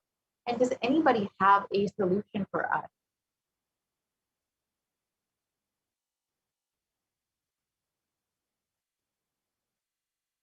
Kailasa is the only place that is safe, and the Supreme Pontiff of Hinduism is the only hope for humanity. And if you would like to protect yourself, as Devi revealed and as the Supreme Pontiff of Hinduism has been continuously telling us, the only priority is to keep yourself alive. Only focus on that. If you would like to protect yourself with multi-layer quarantine, if you're living in India, especially during this time, and you would like to protect yourself, you are able to protect yourself in one of the multiple Kailasas, the enlightenment ecosystem opened by the Supreme Pontiff of Hinduism for the sake of multi-layer quarantine. Already, many people have already availed this opportunity and are experiencing not only protection from this pandemic, but the beautiful enlightenment ecosystem that the Supreme Pontiff of Hinduism has created for humanity, and they're literally living in the womb of the Supreme Pontiff of Hinduism with all of the physical and spiritual protection. And you are able to avail this opportunity by going to kailasa.org/Kailasa Care. You can sign up today and protect yourself, protect your family. As the Supreme Pontiff of Hinduism has revealed multiple times, the only priority for this year is to protect yourself. Do not focus on anything else. Just focus on that. And the Supreme Pontiff of Hinduism has also made the Kailasa enlightenment ecosystems completely friendly for any person who would like to quarantine there, with free internet and free food, free medical care, which includes Ayurveda, Siddha, allopathy, homeopathy, and any type of medicine that you could want will be provided. With the basic day-to-day healthcare will be provided for anyone who is interested in protecting themselves and quarantining in one of the Kailasas. Not only that, all accommodations will be free, all food, everything will be provided completely free.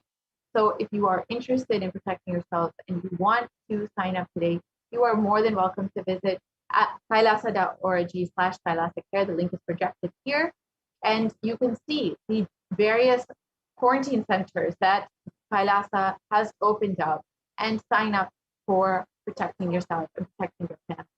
With this, we will be concluding this segment of the Devi Parashakti Akashic reading and be moving into the next segment, where we will understand some of the offerings that we can make to Devi Parashakti.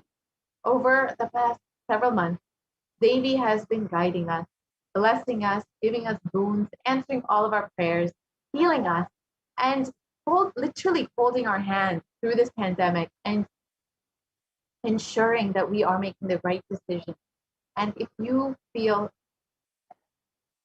gratitude and love and overflowing gratitude for Devi, you are able to show this through these various offerings that we will explain today. So in the next segment, we will be understanding some of those offerings that we can make to Devi Parashakti. So we will be right back for this segment after a very short break.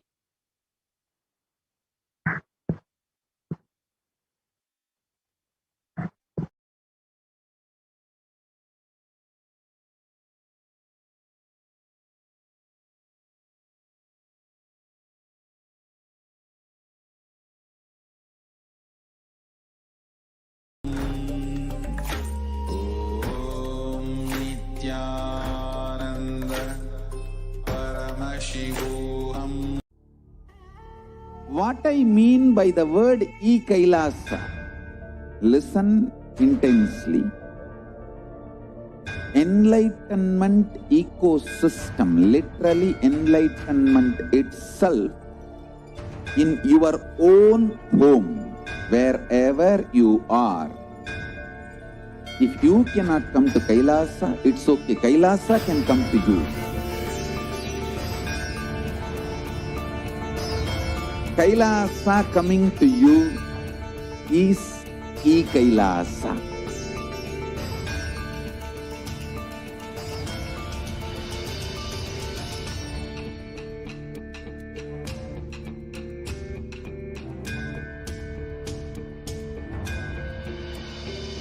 I will revive Hinduism.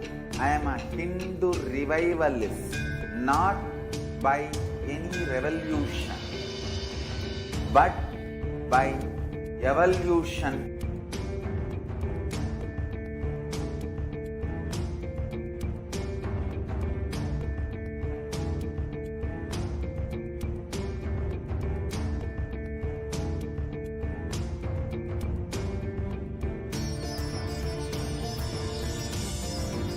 And setting model communities.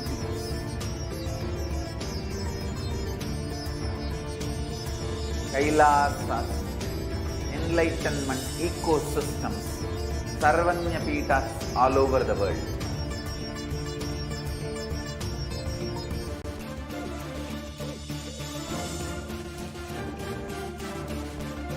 All powerful cognition, knowledge, only when you live, power manifestation and possibilities manifestation happens. It's a fundamental truth.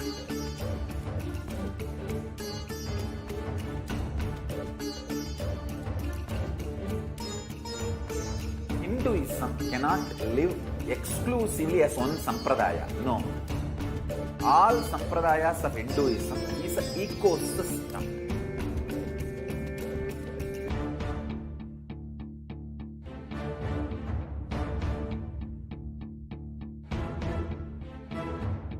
So don't keep quiet thinking that if one sampradaya is attacked, only that sampradaya is going to be affected. All of us are ecosystem.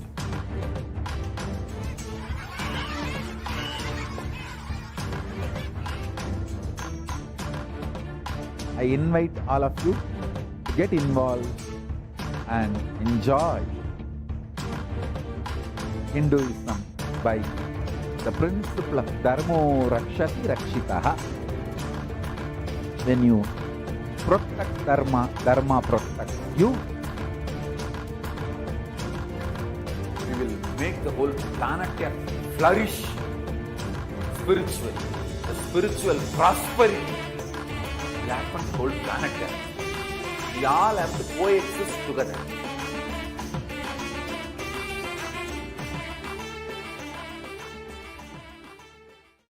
Just be alive for next 3 years. Don't die within next 3 years.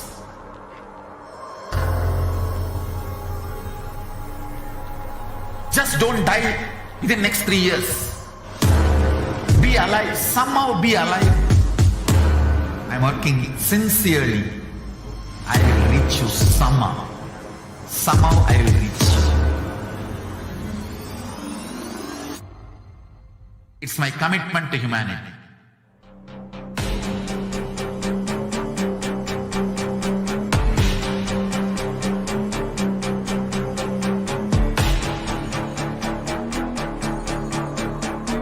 Just don't die within next 3 years. I will reach you wherever you are, whichever corner of the world you may be. I will reach you with enlightenment. You manifesting the space. Nithyanandam, welcome back to all of the viewers who are joining with us today.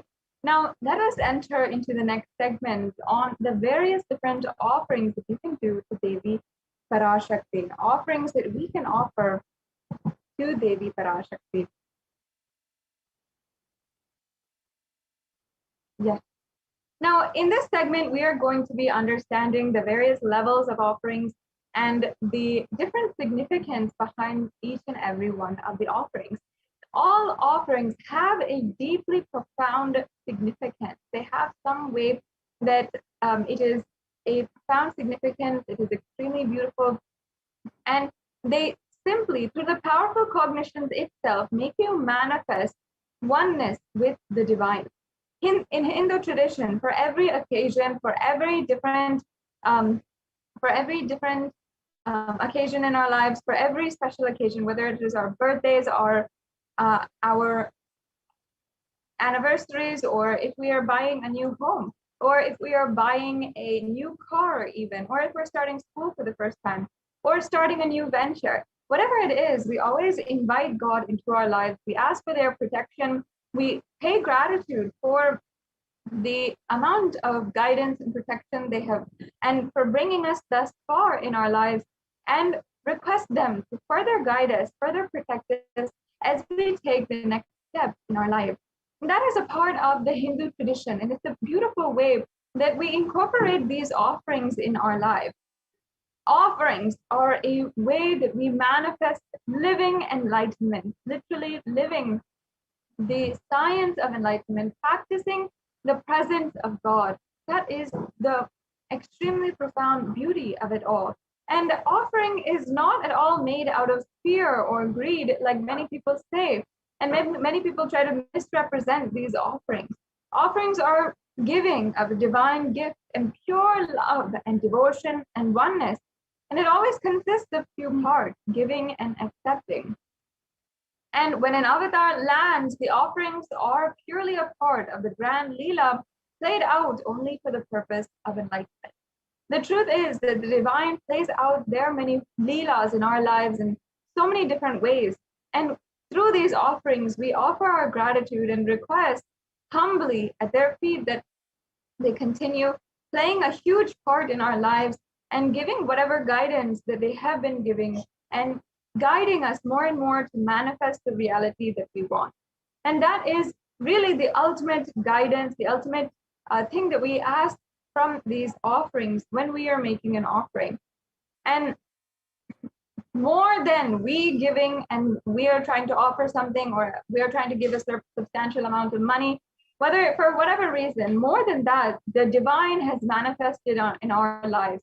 And having recognized this, knowing that this is the truth, therefore we manifest our reality and we make these offerings. We take the steps to make these offerings.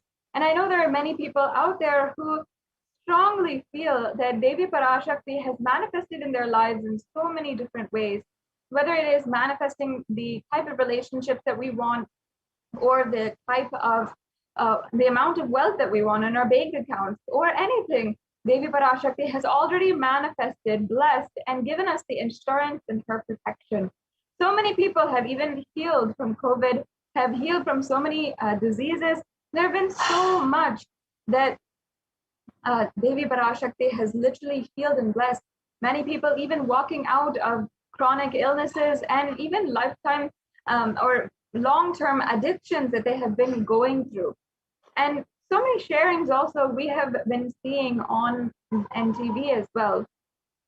And we have been able to interview the people who have had beautiful blessings from Devi Parashakti. And it's to those people, all of you who Devi Parashakti has already showered so much in your life, there's thousands who have benefited and their lives have been transformed from the blessings of Devi Parashakti.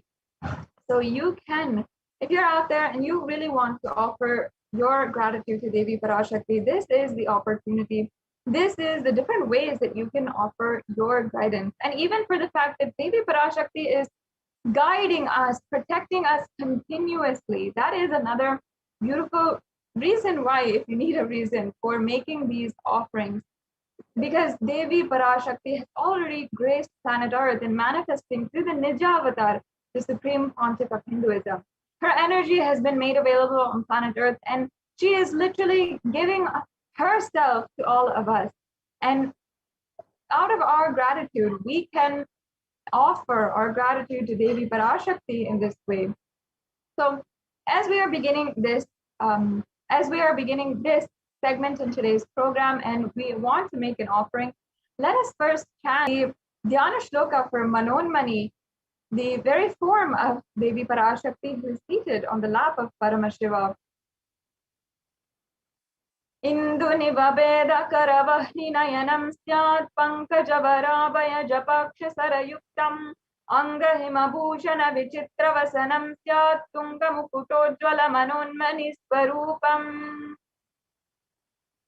And the beautiful translation of this verse describes Devi as moon-like face, holding the Vedas or the books in hand, fire in eyes, and with a lotus flower gracing and blessing hands, in one hand with the Japamala, and the other beautifully decorated with jeweled ornaments and wonderful clothes and a shining bright crown. Her name is Manonmani. The next slide, please. Now we'll be chanting the next Dhyana shloka. Dhyaye devim trinetram shashimiva vadanam vedahastam dadanam savye padmam varadavakare chavayam chakshamalam divyera baranavi divyera bare vibhushitatanum brahmadibhi pujitam devimeva manun manim pratidinam kamatradhatrim shubham.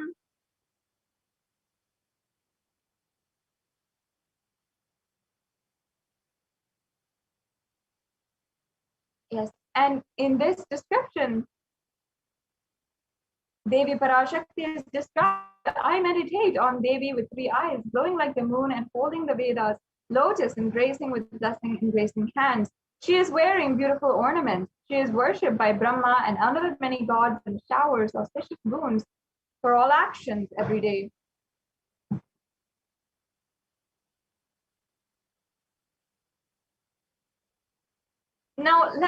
Now we have invited and invoked the presence of Devi Parashakti among us. Let us now understand the foundation, build the foundation and establish the significance of various different aspects of these offerings, beginning with the significance of the element gold. In this day and age, for human beings, you and I know the significance that society places on gold. We know its economic value. We know that it's a precious metal, and we know all the folklore and the popular culture behind gold, how it's associated with treasure. And from thousands of years, gold has always been such high value.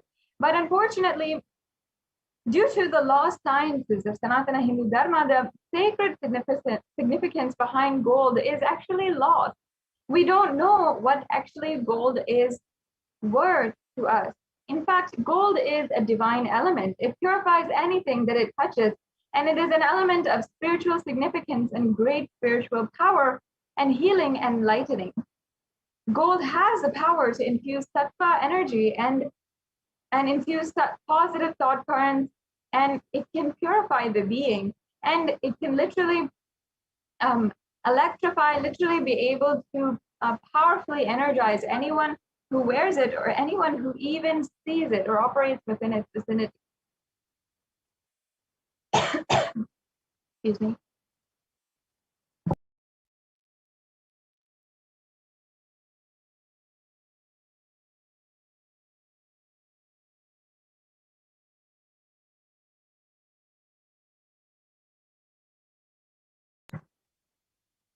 And gold is present in all of the Vedas, the Agamas, the Shrutis, Smritis, the Itihasas and Puranas. And in the Hindu scriptures, it is abundantly displayed that gold is the most auspicious and purest metal, which purifies our being. In the Hindu civilization, everything was built in gold and exchanged in gold. Ritual feasts were offered in gold bricks. And one was to be saved from life-threatening illnesses, gold was offered as a ritual feast. And gold was in abundance and used for weighing equivalent amounts of commodities, including cows. And kingdoms were built with huge doors of gold. The streets would have huge doorways and huge archways made of gold. And even the horses and cows were all dressed and adorned in gold and worshipped as the divine, literally.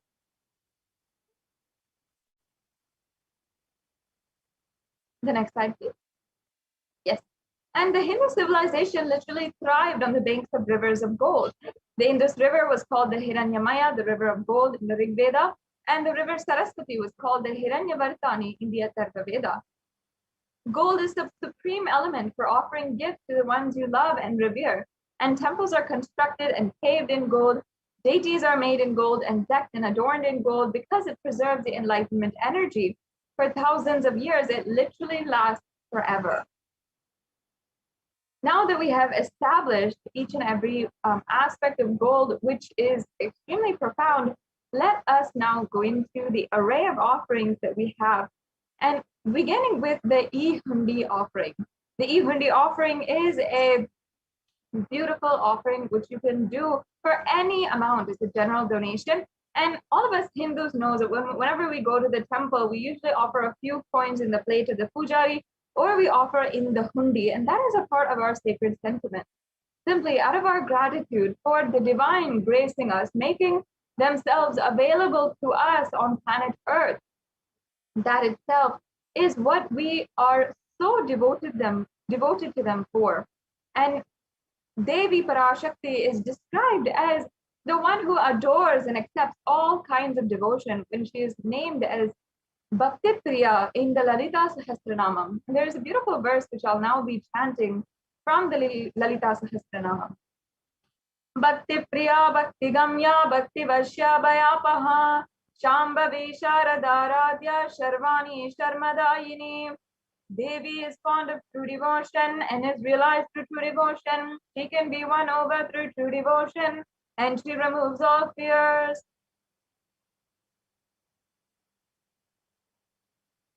Yes, and the next slide, please. So, Devi Parashakti is sure to remove any of your fears. And the best part about it is that it's without any vested interest, without any conditions on her side. She doesn't ask for certain requirements and then only bestow on you all the compassion that she has. She simply removes it and accepts your devotion, how much ever you want to offer. So, and also Devi Parashakti is known to be the very goddess.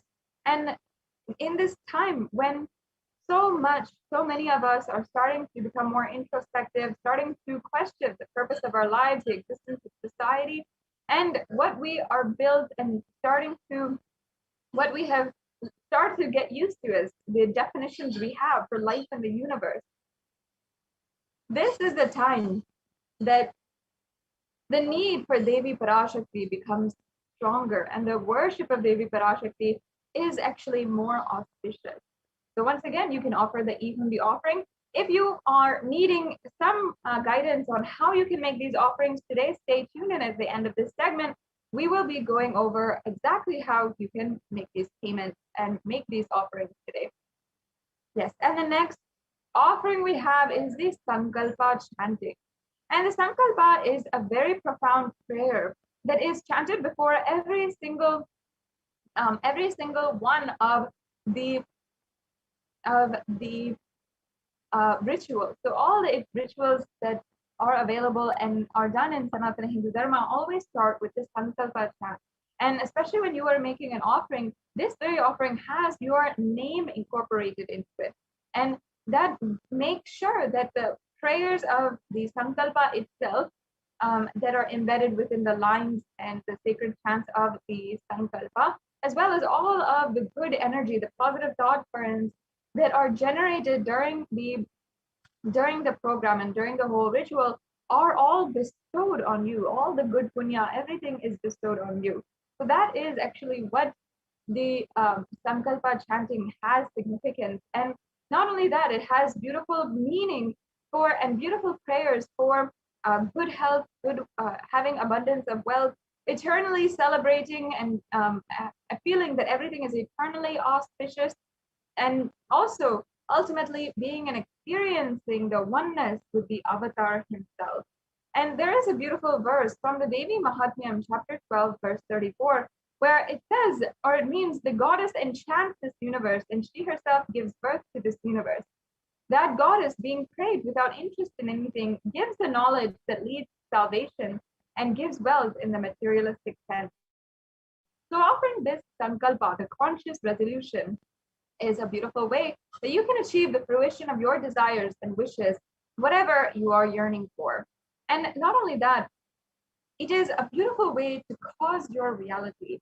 Chanting the sacred mantras, keeping that resolution inside of your heart and chanting the mantras, creating the sacred vibrations in order to make that into reality is a very, very powerful way of manifesting the reality that you want. So you can offer this Sankalpa chanting, and it is also a very minimal amount, and it is very easy for you to offer this to be bestowed with the grace and blessings of Devi Parashakti.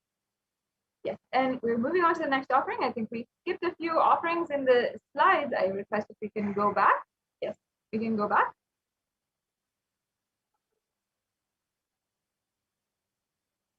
Can we go back to the previous slide, please? The next offering is, yes, we can go back.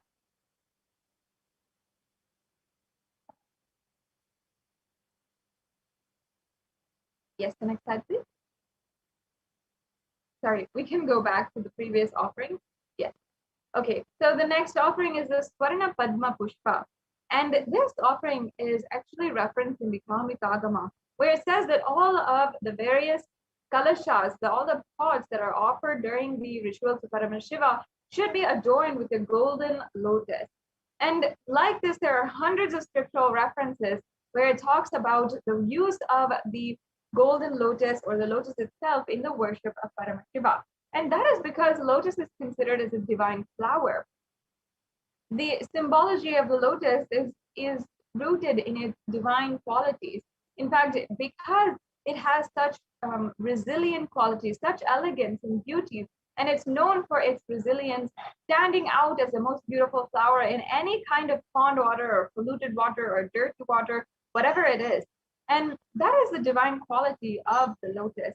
And that is why in Sanatana Hindu Dharma, all the Vedic rishis associated the lotus with the worship of Paramashiva, and also just like gold, they placed it in all different kinds of symbology. They placed it in the arts and architecture. Even all of the chakras inside of our body are symbolized with lotuses and different petal lotuses. In fact, the Sahasrara chakra, as we'll be discussing later on in this segment, is is represented by 1,000-petaled lotus. So the lotus has so much of significance, and also the lotus leaf, the pericarp, and the petals, each and every one has different significance and different uses in the worship of Paramashiva. That is also another reason why it is considered a divine flower. It can be used wholly. The same way with the coconut and so many other different ways, the elements and the natural gifts that can be used in many, many ways, all of those are considered divine, because literally they are like Ganga. They are just for the whole people and can be used in any which way that people want. And so as well, the Shakti of Paramashiva is also considered the lotus, and the base of the Paramashiva linga is also considered a lotus, and the disciple of Paramashiva is also a lotus, which is about to bloom. So you can offer this Varna Padma Pushpa, the golden lotus, in order to have the blessings of Devi Parashakti radiate the state, space, and powers and being of Devi Parashakti in any adverse situation in your life, just like the divine business. Yes. So now we have the next offering, the Swarna Metti, the golden toe ring. And the toe ring actually has its origins and roots in the references of the Hindu scriptures. And even though today the popular culture uses a lot of toe rings, and toe rings have become very fashionable nowadays, still in the Sanatana Hindu Dharma, we have the oldest reference for the use of the toe ring. And in fact, even until today, the custom is that during the Hindu marriages, the toe ring is adorned on the bride, and Devi Parashakti is invoked in the bride. She is literally worshipped as Parashakti herself, as the divine feminine consciousness, and she then is adorned with this toe ring. And that actually is referenced here in this verse, and which I'll be chanting right now. Nakhadiditi samchana namajjana tamoguna padadvaya prabhajala parakrita saroruha. This verse is from the Saundarya Lahari, a very beautiful chant and ode tribute to Devi Parashakti, composed by Adi Shankaracharya, the incarnation of Paramashiva, who literally lived in around 1000 AD, and he was considered as a survivor of Sanatana Hindu Dharma. And this chant, the verse means, "You whose brightness from toenails destroys the darkness of ignorance from the minds of your devotees to prostrate at your feet, you whose brightness from your 2 feet overpowers that of the lotus flower."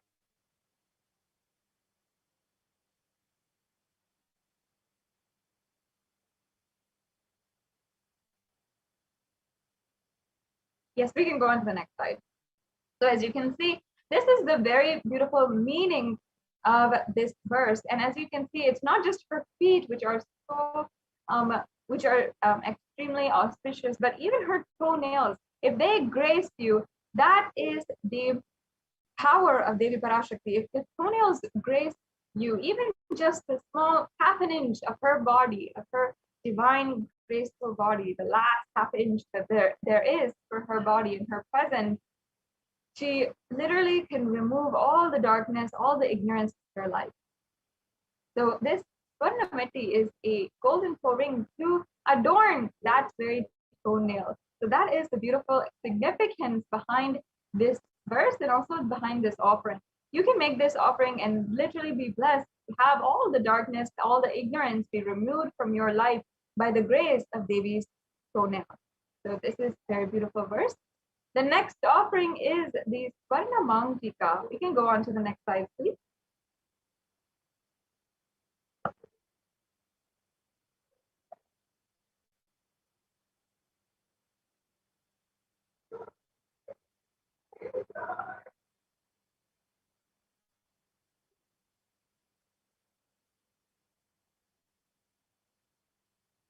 Yes, we can go on to the next slide.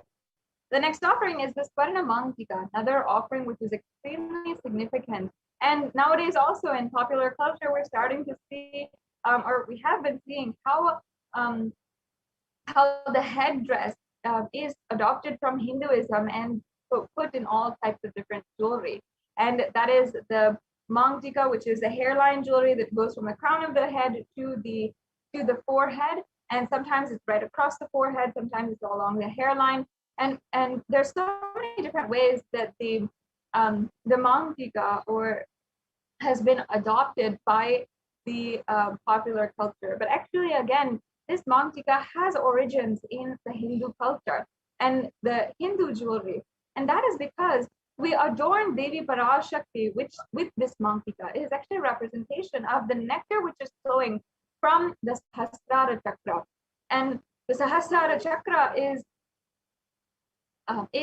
the crown center, as we had discussed before, is the represented by the lotus, 1,000-petal lotus at the crown of the head, at the head, and it is so powerful that literally when it opens, it is considered the enlightenment experience itself. And that is why when Devi Parashakti is also described as Shuddha Saravi Varshani, and that is means she who bestows the very ultimate experience of Paramashivoham, and whose nectar is overflowing from the Sahasrara Chakra, and who makes that very experience happen in you. So with her grace and blessings, and with this offering of the Mangtika, you can offer this and be graced with the overflowing gratitude and the face of complete completion to Devi Parashakti. Yes, I request if we can go on to the next slide.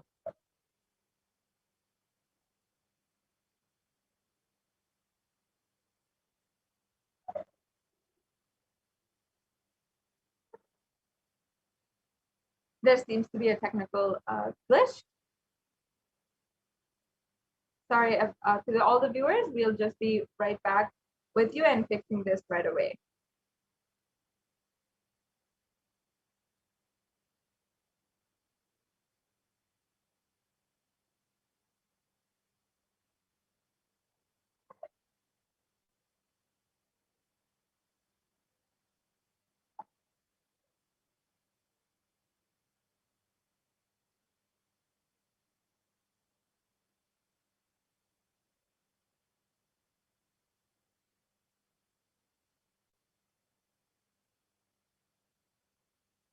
Yes, can we go on to the next slide, please? And we'll be coming to the conclusion of this segment. As you can see in the next slide, we'll be able to show a summary of all of the different offerings that you can do today.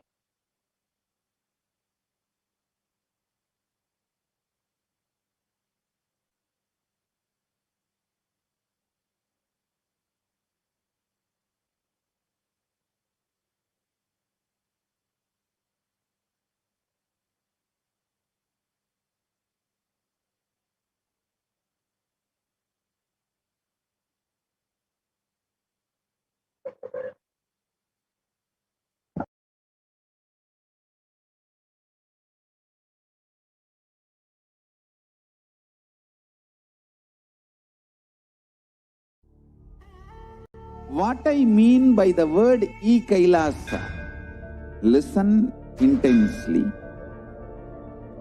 Enlightenment ecosystem, literally enlightenment itself, in your own home, wherever you are. If you cannot come to Kailasa, it's okay. Kailasa can come to you. Kailasa coming to you is e-Kailasa.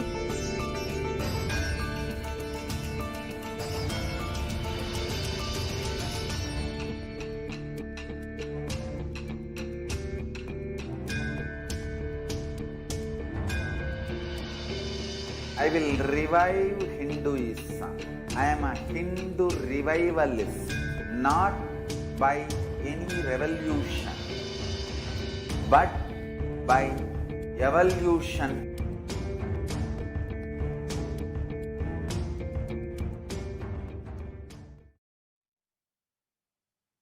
Yes. So as you can see, this is the Swarna Mangtika, the golden hairline jewelry that is offering. And this Mangtika again represents the nectar overflowing from Sahasrara Chakra.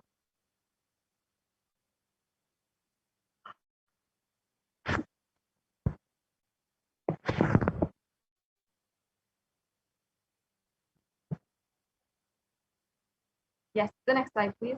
Now we have all of the, yes. So the next offering is the Pratyaksha Pada Puja. And this offering is not just offered to Devi Parashakti, but also the Guru, the Supreme Pontiff of Hinduism, Jagat Guru Mahasanidanam, His Divine Holiness, Bhagavan Nithyananda Paramashivam. And there are so many different references for the offerings made to the Guru. And there's so much which is extremely significant to the Guru. And in even in the life of Sri Satya Sai Baba, there are so many beautiful moments, and even in his incarnationhood, upon realizing his incarnationhood, he sings the chant Manasa Bharjare Guru Charanam, and from there he starts singing the praise of the Guru. Even Adi Shankaracharya, the great incarnation of Paramashiva as well, whom I introduced before, had composed the Guru Padaka Stotram, and verse upon verse of absolute poetic meaning and so much of deep sacred sentiment for the feet of the Guru and the grace of the feet of the Guru.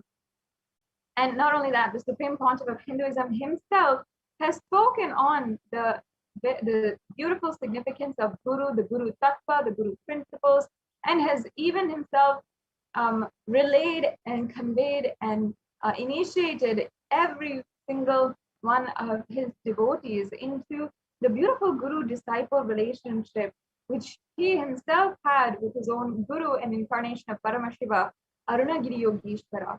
So just in order to manifest this deep and enlightening relationship with the Guru, you can offer this Pratyaksha Pada Puja. And there is nothing compared to this offering.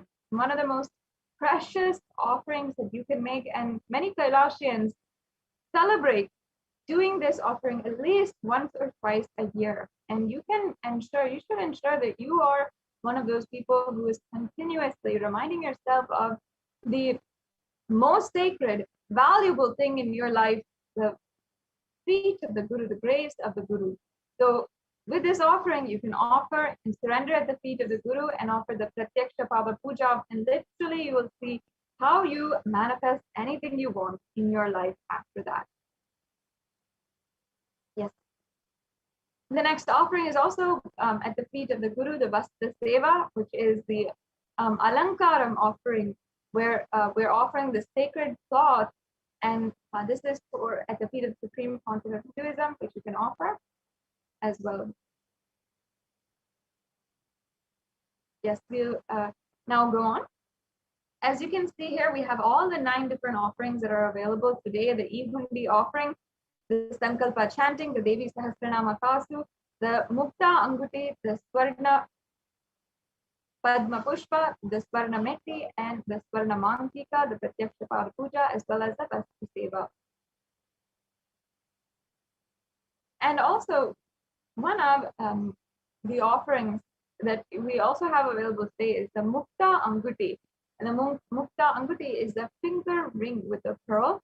And that finger ring with a pearl is a symbol of compassion for literally the symbol of Devi Meenakshi, whose very embodiment is of compassion. And out of compassion for humanity, she took the form and descended on planet Earth as Devi Meenakshi.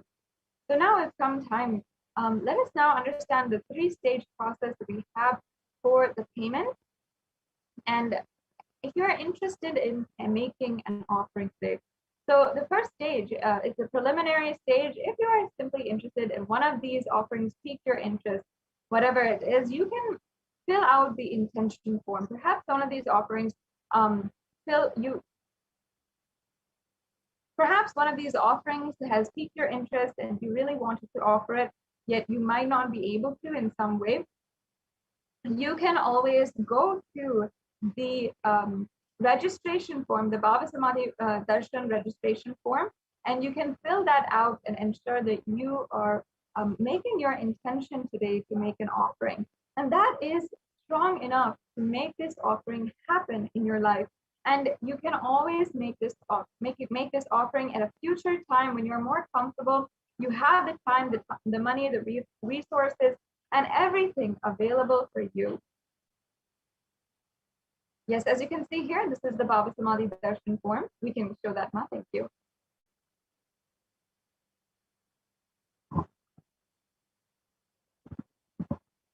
Yes, so this is the Bhava Samadhi Darshan form, and you can simply fill out this form. You can register for this program and make your intention to make an offering. And it's as powerful just to make an intention as it is to make the offering itself. Because the minute you have that spark and that peak inspiration to manifest the divine oneness with the avatar, with Devi Parashakti herself, that is the moment you should start acting towards it. And there is no stopping that. The minute you feel that fire and yearning, burning desire to personally offer something and personally manifest oneness with the divine, that is a moment that you should start acting towards it. Make an action today. And this is available for you if you not need to do that. You want to start manifesting these beautiful offerings in your life today. So start by registering in the Bhava Samadhi Darshan form. So this is the form. Ensure that you're registering and you are you're filling out all the details. As you can see, it's a very quick form, and you can also make your intention for what you might want to offer and how soon you might want to offer it, and also you will be able to get more information as well. For example, there are many other offerings that are available with different occasions and different festivals.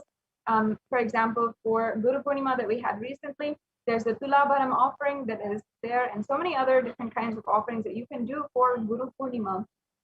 And next, we'll be celebrating Krishna Janmashtami as well as Ganesha Chaturthi and Navaratri. So in every single different occasion, there are many different offerings that are made available for you. And even if this is not something that you can do immediately, you can always sign up and ensure that you are getting the notifications and the emails for future events and future offerings that might become available. And never deny that small part of you that might have been awakened today, and that desire inside of you, that deep yearning in order to experience oneness with the divine. Yes, let's go on to the next slide. Yes, so here we have the link for the payment. This is the second stage of the process. As you can see, it's very simple. If you've been doing online shopping nowadays, you know this kind of payment form, and you just have to select in the drop-down menu the offering that you want to do, and then you can add that to your cart, and then proceed to your cart, fill out, yes, and then you can proceed to checkout after you've reviewed all your items in your cart and see that that is okay with you, and then you can fill out your billing details as well as your payment details. There are several different options for the payment, as you can see, the different credit or debit card you can use. And then once you've filled that out, you can submit your payment. And after this process, again, it's a very simple and very easy process. After that, you need to go to the Sankalpa Names 21 form. And this form is available at tiny.cc/sankalpa2021. And as you can see, you have to fill this form out, and you'll be asked for the names of yourself as well as your family members. And you have to fill that out and ensure that you are giving these details. This form will also ask for other details such as your gotra, your nakshatra, and many Hindus will know this information and know that it is a part of the Sankalpa mantra, which is chanted during the rituals. However, if you do not know this, perhaps you don't have a background in Hinduism, you don't know exactly what is your gotra, your nakshatra, then you don't need to worry. You can just submit your names and proceed with submitting the form. So anyone can offer, you just need your names. If you have the information of your nakshatra and gotra and other information, you can always fill that, and those will also be chanted during the puja. And so as you can see, these are the links for the forms once again. And we also have another option, which is a YouTube super chat that you can offer. And in YouTube, there is a very exciting feature where you can go to YouTube and you can make a donation. And first, make sure that you are a part of, and you can join, as you can see here, and make sure that you are joined as a member of the Kailasa's HDH Nithyananda YouTube channel.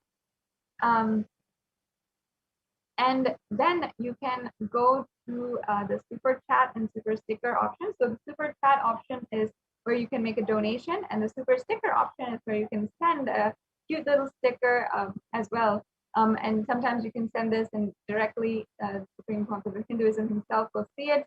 And you can always offer these very cute little stickers with a donation as well. And in this way, you can make a donation either through credit card, through PayPal, or through debit card as well. And so, yes, as you can see here, this is how you can make an offering, and you can slide basically this handle in order to increase or decrease the amount you want to offer. And yes, as you can see, we have people who are making offerings right now. Thank you so much for your donations towards Kailasa and towards this Devi Parashakti Akashic reading program. And you will be able to make any kind of offering that you'd like. And as well, in the super chat, we also you can also ask your questions, and you can also ask during the power demonstration that is happening. You can ask for body scanning as well. That is available, and you can directly interact with the initiated Gurukul Balasans and directly ask them for anything that you might want. So yes, that brings us to a conclusion of this segment in today's program. And we'll be moving on to the next segment, and we'll be moving on to the next segment in today's program. A representative from the Adi Kailasa Sarvagnya Peetham will be sharing with us the latest update about the Kailasa COVID Care Center in Adi Kailasa Sarvagnya Peetham, as well as all over India, which recently has been actually recognized by the UN and published in the Human Rights Commission website, which is a very, very notable branch of the United Nations. So this is a very interesting as well as victorious update that we will be hearing from the representatives of Adi Kailasa Sarvagnya Peetham, who are there and literally running the Kailasa COVID Care Center. So it's a very exciting thing. And well, this UN report was also submitted as a proposal for the different ways that an international treaty can be proposed for nations to come together and address the COVID-19 pandemic as a globe at large. So Kailasa is literally participating in these extremely important global issues as well, and leading so by submitting reports and giving solutions from Sanatana Hindu Dharma. Very, very exciting. And Dayamay Swami from Adi Kailasa Sarvajna Peetham will be leading the next segment where we'll be really understanding the nuances and the nuances of the COVID report, the COVID and multilateralism report that was submitted to the United Nations, as well as the latest updates and the ongoing of the Kailasa COVID Care Center in Adi Kailasa Sarvajna Peetham, as well as all over India. So thank you so much, Ma Dayami Swami, for joining us today and helping all of the viewers understand the latest updates from Adi Kailasa Sarvajna Peetham, and which are extremely exciting and a very good news for Kailasa being recognized by the United Nations for the contributions and solutions towards the global pandemic that is going on. Thank you so much for joining us. Thank you so much, Ma Sadashiva Moving Priya. on to your segment right now.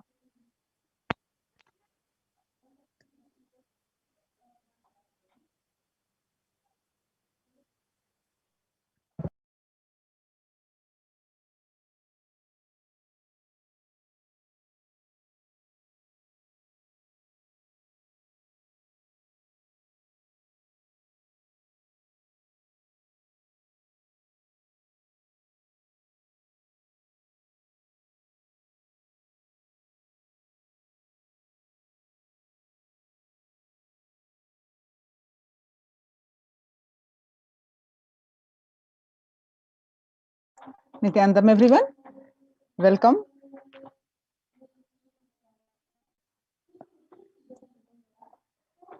So now we're going to present in this segment the Kailasa's de facto spiritual embassies, the COVID care protection centers, how these de facto spiritual embassies are helping the participants of these who have joined their in overall their health, wealth, peace, joy, bliss, and protection from COVID care. So let's understand, and this centers, this submission has been recognized by the United Nations. We are going to see the detailed report of the submission of the United Nations by the Kailasa, and how we're going to understand detailed report of this United Nations recognition of this report. And well, let's first understand about these centers, Kailasa's de facto spiritual embassies, the COVID care protection centers, with the blessings of the Supreme Pontiff of Hinduism, Jagadguru Mahasannidhanam, His Divine Holiness, Bhagwan Nithyananda Paramashivam. Let's start with the Sadguru Vandanam. Nithyanandam Paramasugadam Kevalam Jnanamurtim Dvandvatitam Gagana Sadrusham Tattvamasya Ekam Nityam Vimalamachalam Sarvadi Sakshibhutam Bhavatitam Trigunarahitam Sadgurum Tam Namami. Yes.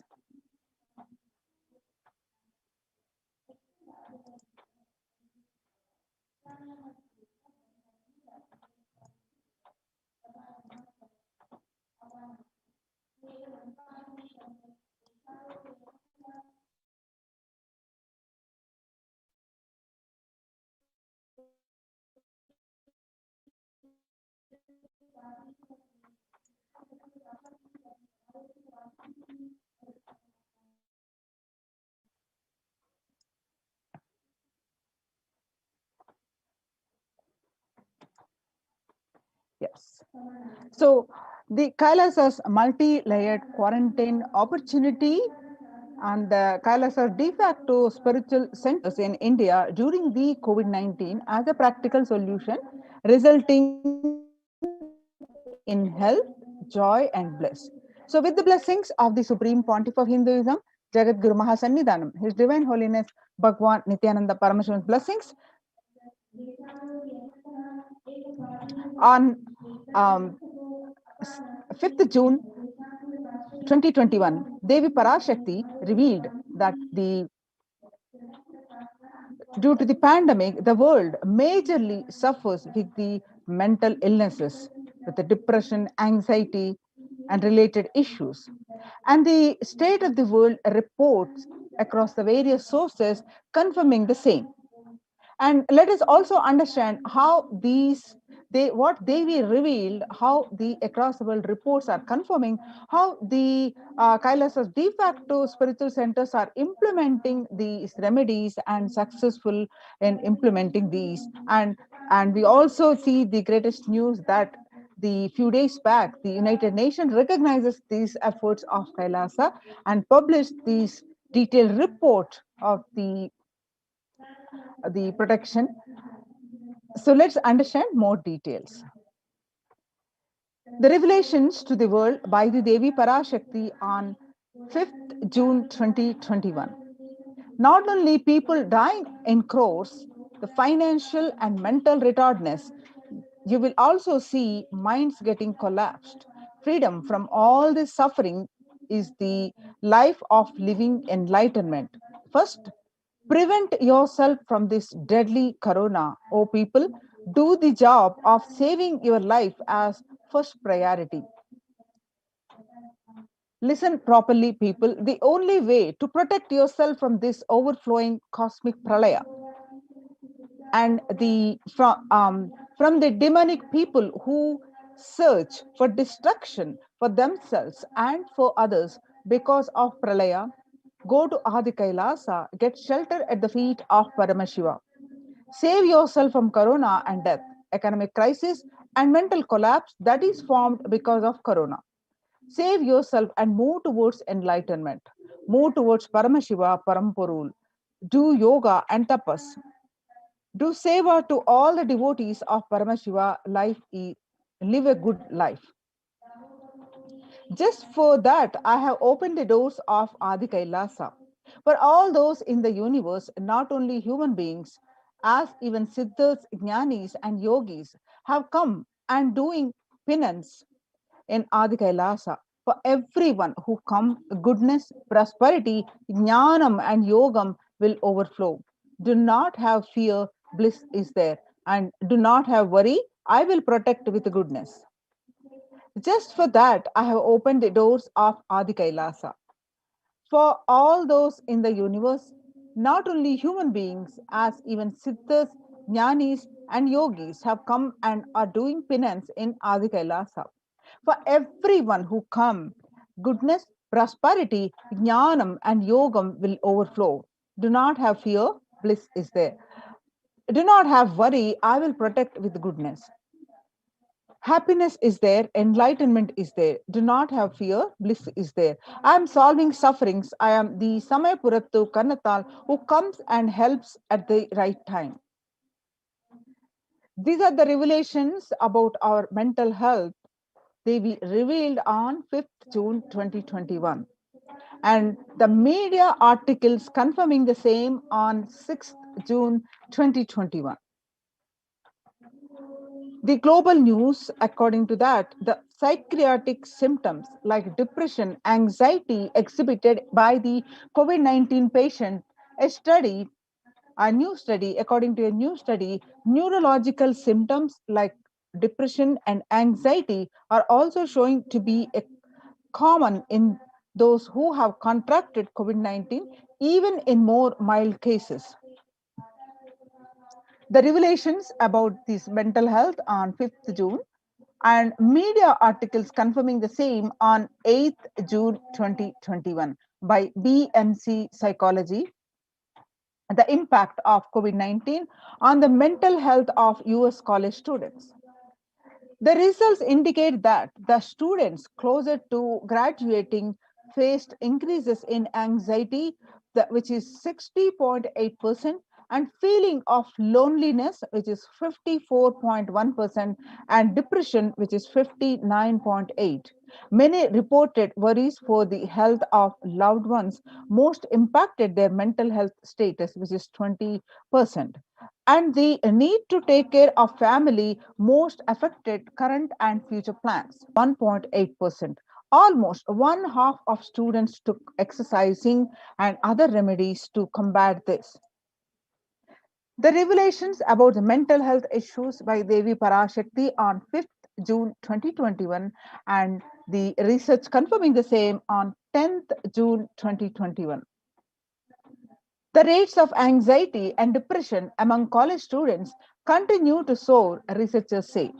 Researchers at Dartmouth College, who have tracked the moods and behaviors of about 200 college students for 4 years, say stress levels are at their highest.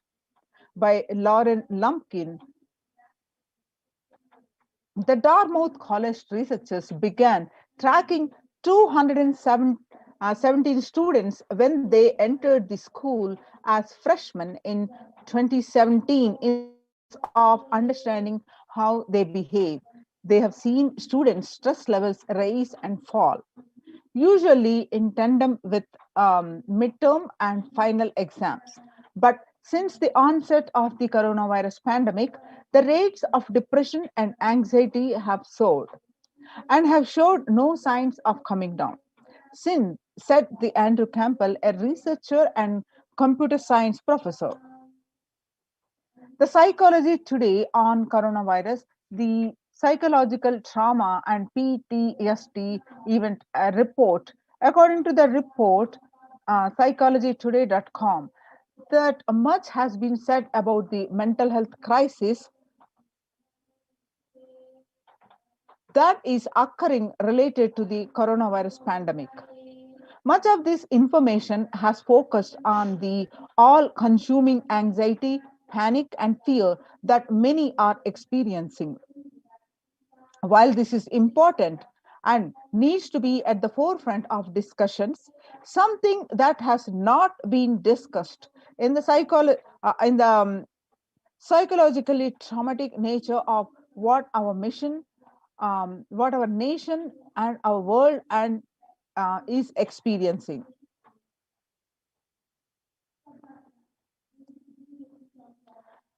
The increased prevalence of the post-traumatic stress disorder, the PTSD, is expected to emerge as a primary factor driving the growth of global post-traumatic stress disorder therapeutics market over the period of um, 2020 and towards what it's going to be 2027.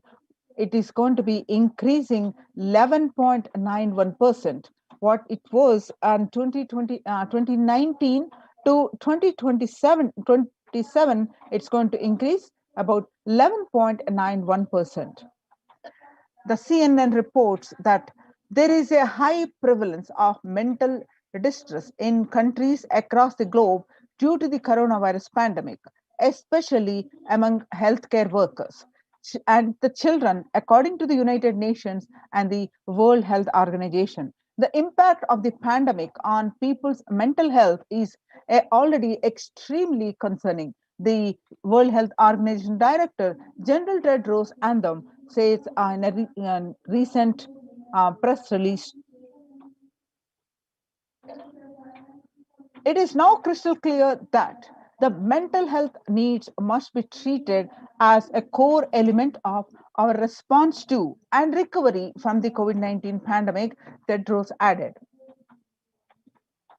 Yoga greatly improves mental and spiritual and physical health. People who practice yoga experience less anxiety, less depression, and fewer symptoms of post traumatic stress disorder. Yoga also improves well being, including increased gratitude, relatedness, acceptance, centeredness, empowerment, self esteem, compassion, self awareness, and hope. Yoga can help us to manage stress and self regulate, an important tool in the current time. We are all equipped with the innate coping strategies for responding to stress, but sometimes our stress response can become out of balance. We are living in a world that regularly activates our sympathetic response, the body's way of responding to stress. sometimes called fight or flight. This is balanced by our parasympathetic response, the way our body helps us to relax and rest. Yoga can help bring the parasympathetic response back online and allows us to find balance. Activating our parasympathetic response brings us into a restful space and allows us to find calmness, connection, and action. The deep mindful breathing of yoga and meditation stimulates the vagus nerve, which activates the parasympathetic nervous system and supports self regulation and stress management. Yoga can be a valuable tool for self care, especially in challenging times.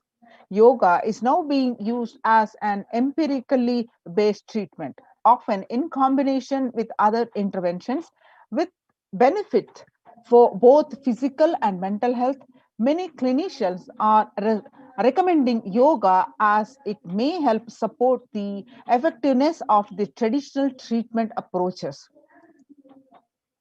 The psychology today, um, according to the reports on psychologytoday.com, when we actively choose a tool of self-care, we better equip ourselves to survive and seek resilience in different circumstances. While it is but one tool, yoga offers the potential for connection and well-being, even in these challenging times. Spirituality benefits mental health.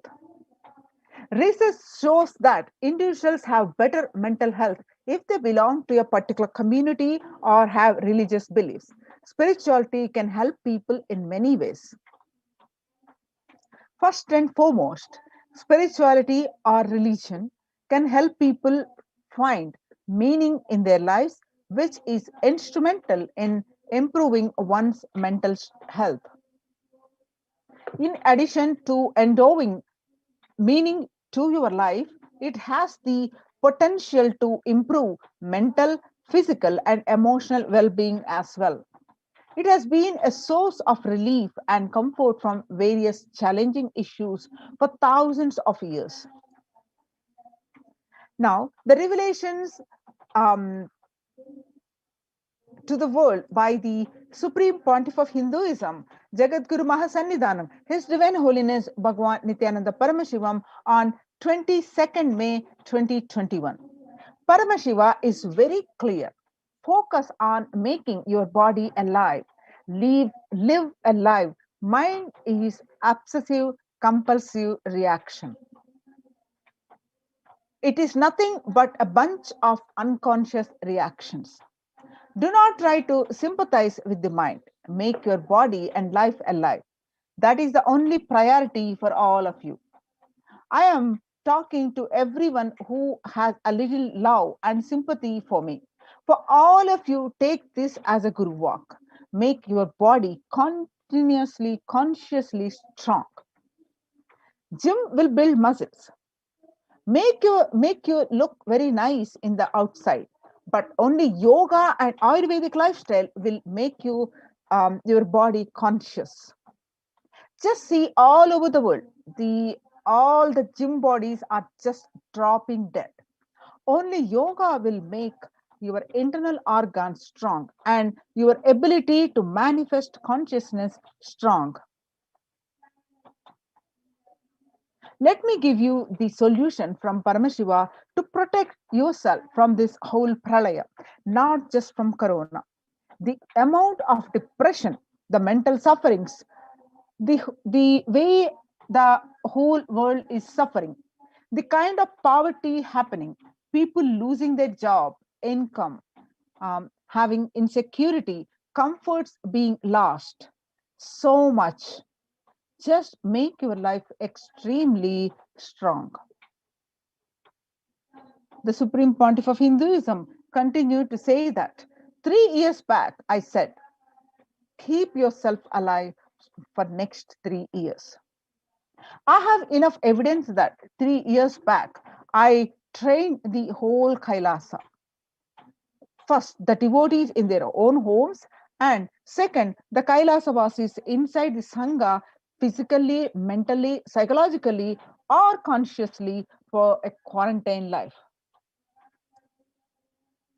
For being active without getting mentally broken by being in one place. Doing intense yoga, making the body and internal organs strong. Taking bay leaf, neem juice, tulsi, haritaki, triphala churna.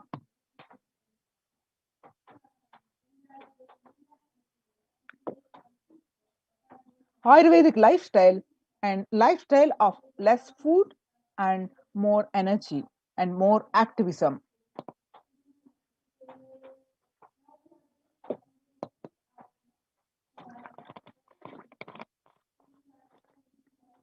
The Supreme Pontiff of Hinduism continued that I only told it is only for an important reason. Please wake up. Quarantine yourself and build your body. Do not bother about your business or any other profit or and anything else. This year, if you are alive, that is the greatest profit.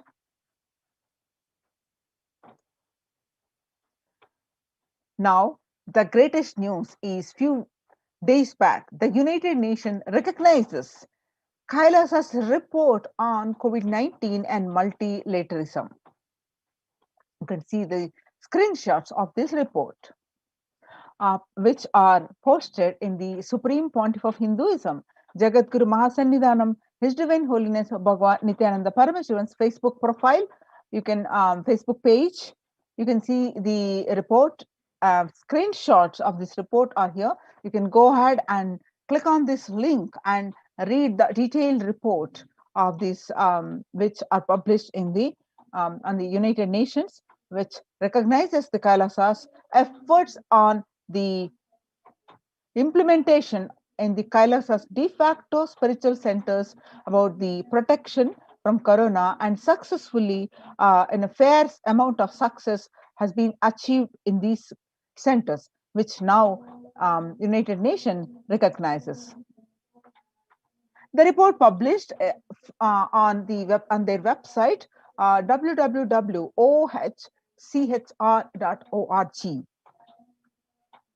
The Adi Shaivat minority tradition, the report on the globalization of disease has led the world to be only as resilient as the least resilient country and person, especially for highly contagious COVID-19, which has spread the scale and severity not seen since Spanish flu. The variants of the virus, such as the Delta plus, Epsilon, and Gamma, continue to threaten even those vaccinated. The secondary diseases, such as black fungus, are targeting COVID patients and killing almost 1 in 2 persons in such cases. Human life is more precious and important than all the academic principles or systems in totality, because of all these concepts are legitimate only because of their ultimate value, which is to be fundamentally make human life better. At least until this ongoing crisis ends, all the economic policies which are related to money, banking, fixing prices of commodities, etc., need to be revised to make sure no human being suffers from hunger or the absence of required medical care. For this purpose, Kailasa has presented a detailed report on effective solution for COVID-19 through the multilateralism that was published at the United Nations website of the www.ohchr.org. The United Nations also published earlier the reports on indigenous women and girls and reports on femicide. Now let us see the detailed report on COVID-19 and multilateralism, which was published recently, few days back, a report by the Adi Shaivat Minority Tradition ASMT community, Hindu community, Kailas Union. The details of the report as follows. Introduction, the key obstacles.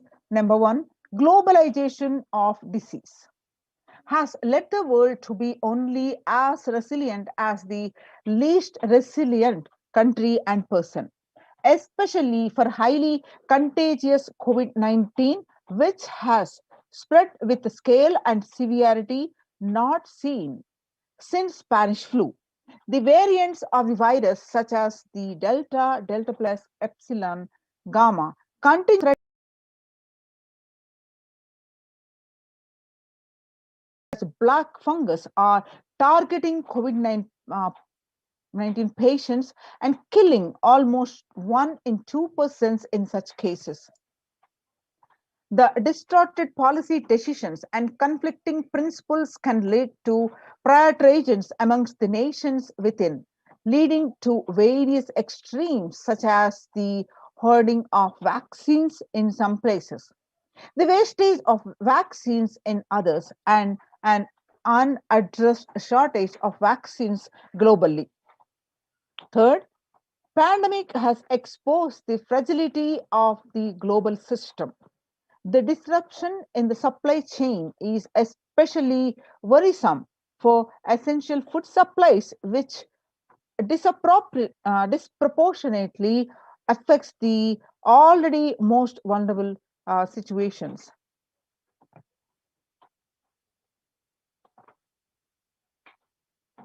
The lockdown have brought the global economy into crisis, bringing recessions and worsening unemployment rates. The frequent lockdown and the ongoing threats of famine, especially in countries where employment is predominantly informal, are exacerbating worries that starvation may cause more suffering than the virus itself.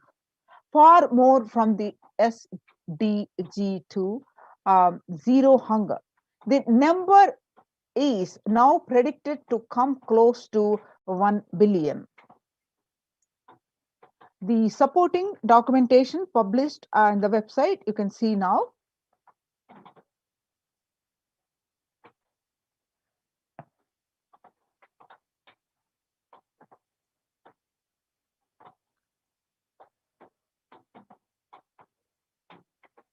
See more articles.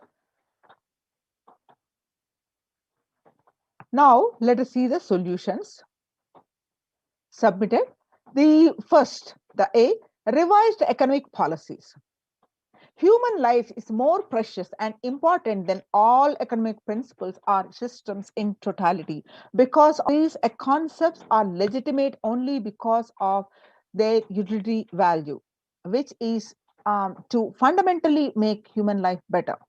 At least until this ongoing crisis ends, all economic policies related to money, banking, fixing prices of commodities, etc., need to be revised to make sure no human being suffers from hunger or the absence of required medical care. As per Hindu principles, the world, including the economy, evolves through the 5 phases.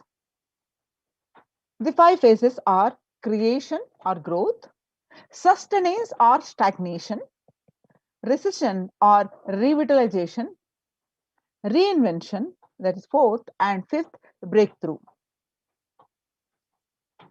As per Hinduism, conventional economic growth is observed when best practices are applied diligently.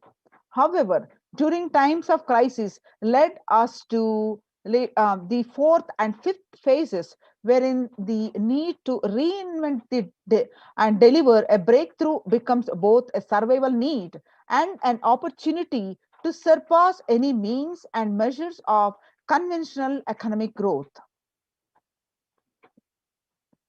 According to the key nations, increased public expenditure during the Great Depression of 1929, improved the economy. However, the government never completely gave up trying to balance the budget, which resulted in it never spending enough to bring the economy out of recession until the Second World War.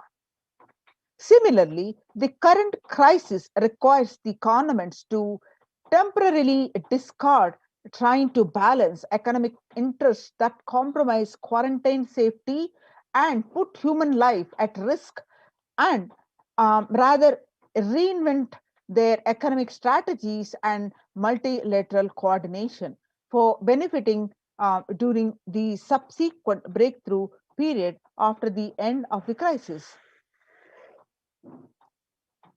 The Hindu multilateralism. There is an immense inequality in the capacities of governments, organizations, and people in two grounds. First, health response. Second, economic recovery. Surviving the highly contagious teen, where the world is only as resilient as the latest resilient country and person, requires governments, organizations, and people to collectively address the crisis.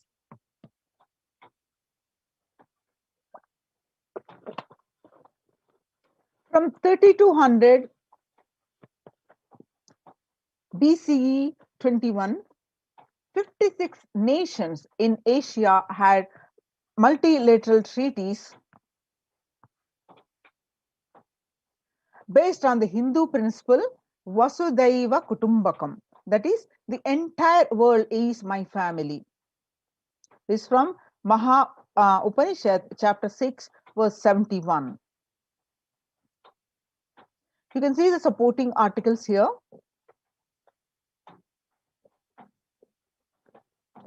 This requires a friendly quarantine setups which are self-sustained and sufficient in terms of food stock and supplies, recreation, employment, education, etc. In India, state governments have attempted to provide free and paid solutions which face various challenges related to hygiene, exorbitant pricing. Some facilities have seen challenges related to requests for private accommodation. The experimental townships, such as the Auroville, have demonstrated a fair amount of success in creating a friendly, safe, and compliant quarantine facility. However, solutions such as Auroville are not open to the public. For 2 decades, the leader of the ASMT community, Hindu community, the Supreme Pontiff of Hinduism, Jagat Guru Mahasannidhanam, His Divine Holiness Bhagwan Nithyananda Paramashivam, had been creating townships like Auroville across more than 100 cities in several countries. Most of these townships, such as the ASMT Monastery, India, Bangalore, have been open to offer multi-layer quarantine as a free public service with free food and accommodation, free internet to work from home. The ASMT community has seen a fair amount of success in these townships with 0 reported cases of COVID infection in the past 2 years and has already saved many lives. Next, the Supreme Pontiff of Hinduism, Bhagwan Nithyananda Paramashivam, has citizens worldwide, especially from regions severely affected by the pandemic, to protect themselves as the topmost priority and avail these free quarantine facilities that the community has created. Especially as home quarantine has failed for many and is known to be a primary reason for a large number of deaths in many scenarios. The Supreme Pontiff of Hinduism, Bhagwan Nithyananda Paramashivam, has emphasized the need and urged government worldwide to provide food, safety, medical care, shelter, and all survival needs to all human beings under their care.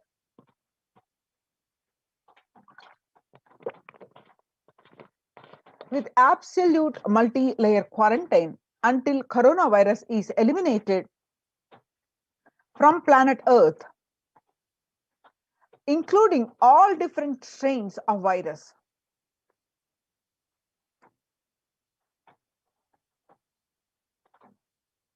The translation of the Maha Upanishad, chapter 6, verses 71 to 73, only the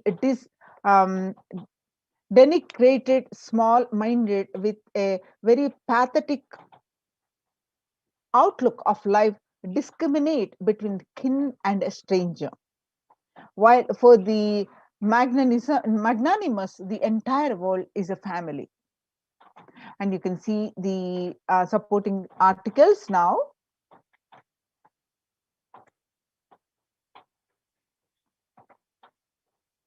Which are part of the report. The next, educate citizens on individual pandemic management. Unlike previous pandemics, the current era provides active, real-time visual information about fatalities. Underreporting of this data may give false hope and make people reckless. Exaggerations in reporting can also make people reckless, as they may feel eventual death due to a coronavirus is inevitable.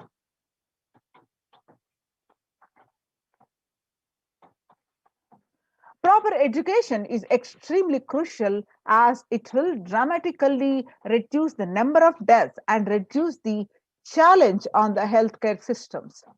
Alcohol-related deaths have hit a record high during this pandemic, and long post-lockdown liquor lines are some extremely worrisome issues regarding which people need to be educated. As a top priority, people need to be given confidence in their life and security about their future for them to stop behaving recklessly or fall into depression and commit suicide. Next, the leveraging best of different economic systems based on charity, barter, and money. The ancient Hindu economic treatise by Paramashiva, the primordial Hindu divinity, describe three kinds of economic systems and their principles. First, for things that do not perish by sharing, such as education and knowledge, Paramashiva recommends that no fee be charged. Second, for survival needs,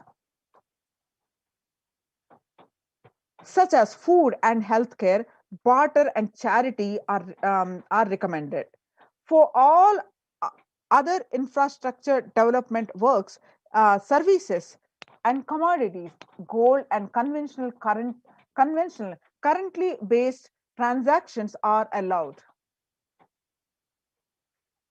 These systems are still in practice in the modern day, but grossly overlooked and not sufficiently studied with their close relation to mainstream economics. The World Health Organization and the GISAID provided early access to data regarding the regarding the virus. This is an example of an open knowledge-based economic policy where the crucial data about the virus was not monetized. Similarly, South Korea helped the USA access masks and testing kits.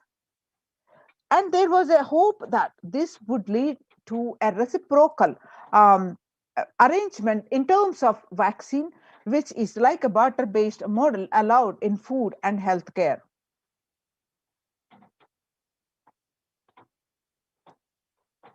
Hindu policies for food security. A highly effective concept for ensuring food security in ancient Hindu nations was that the food grain banks. These were prevalent until 18th century. The elderly in villages would start food grain banks with the seed capital of grains collected by fundraising. If any person met with a crisis such as a crop failure, the food grain bank would lend him grains in exchange for an interest. The compound interest was prohibited in grain banks, which the debtor was expected to return with the principal gain amongst the amount principal gain amount during the next harvest. The bank would expand its reserves of food grains based on interest earned and the donations. At the time of severe crises such as famine, the entire village would be able to withdraw these grains, and if required, all such grain loans would be written off on humanitarian grounds. Next, the Hindu temple food is shared for free as a policy. This was the case in both ancient times and in modern times. For 27 years, every month, the Hindu ASMT community has served more than 3 million free organic meals in religious gatherings to everyone without discrimination and has served over 1 billion free meals in total. Such private and public efforts are crucial to ease the threats of starvation, which is estimated to hit the a billion people worldwide. Next, the monitor global health. The crisis requires governments to take aggressive, proactive measures to monitoring health. Smartphone applications have been used by government that are based on health code color symptoms that categorize individuals into 3 color groups based on their health status and travel history, and then determine whether they need to be quarantined.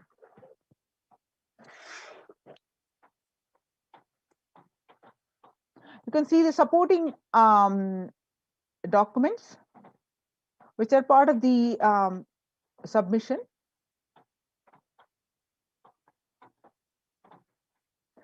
Though there were privacy related concerns associated with these approaches, some of these measures, such as agile daily reporting systems for accounting of newly suspected, diagnosed asymptomatic cases, number of deaths, and generating area wise statistics have played are an important role in proactively responding to curb the spread of the disease and are being considered for implementation by various countries. You can see the supporting documents now.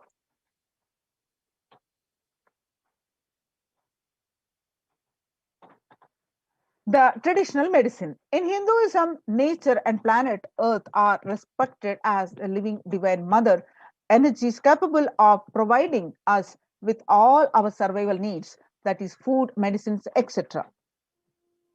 Though traditional medicines such as TCM and Ayurveda are effective in addressing COVID-19 related issues, and a few years ago, a Nobel Prize was awarded for scientific work based on traditional medicine.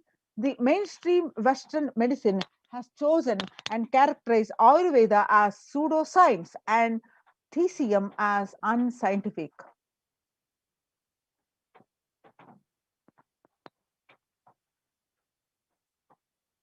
Such demeaning of traditional medicine systems have led the nation to consider taking defensive unilateral decision to protect their interests.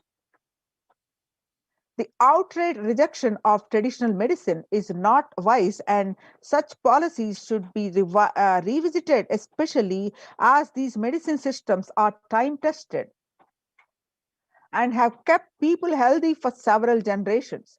Kailas Union recommends governments worldwide provide solutions like Kailasa's Hindu medicinal care, which includes completely free of charge services such as Ayurveda, Yoga, Siddha, and Western medicines, and multi-layered quarantine for complementing their ongoing public health efforts. You can see the supporting documents.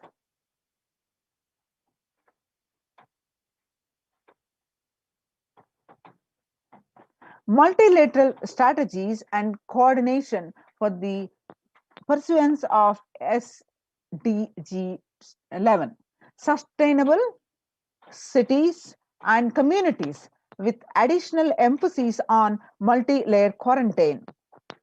The emphasis on multi-layer quarantine protection without disrupting life and economy such that the effects of lockdown are unnoticeable. The waiver of patients on extremely essential vaccines and common global funding of vaccines. Everyone should be provided access to traditional healthcare systems free from policies that are prejudicial and discriminatory towards these systems.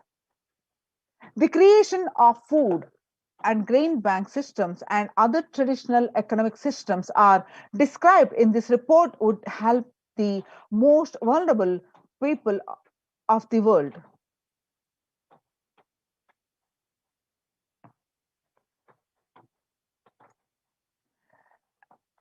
Everyone should be provided access to traditional healthcare systems free from policies that are prejudicial and discriminatory towards these systems. The creation of food grain bank systems and other traditional economic systems as described in this report would help the most vulnerable people of the world. I can see some more reports as part of the program, which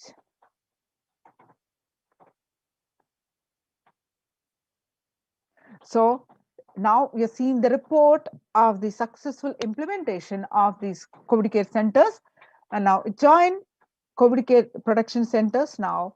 Register now through the link below, https://kailasa.org Kailasa Care. We'll continue after a short break.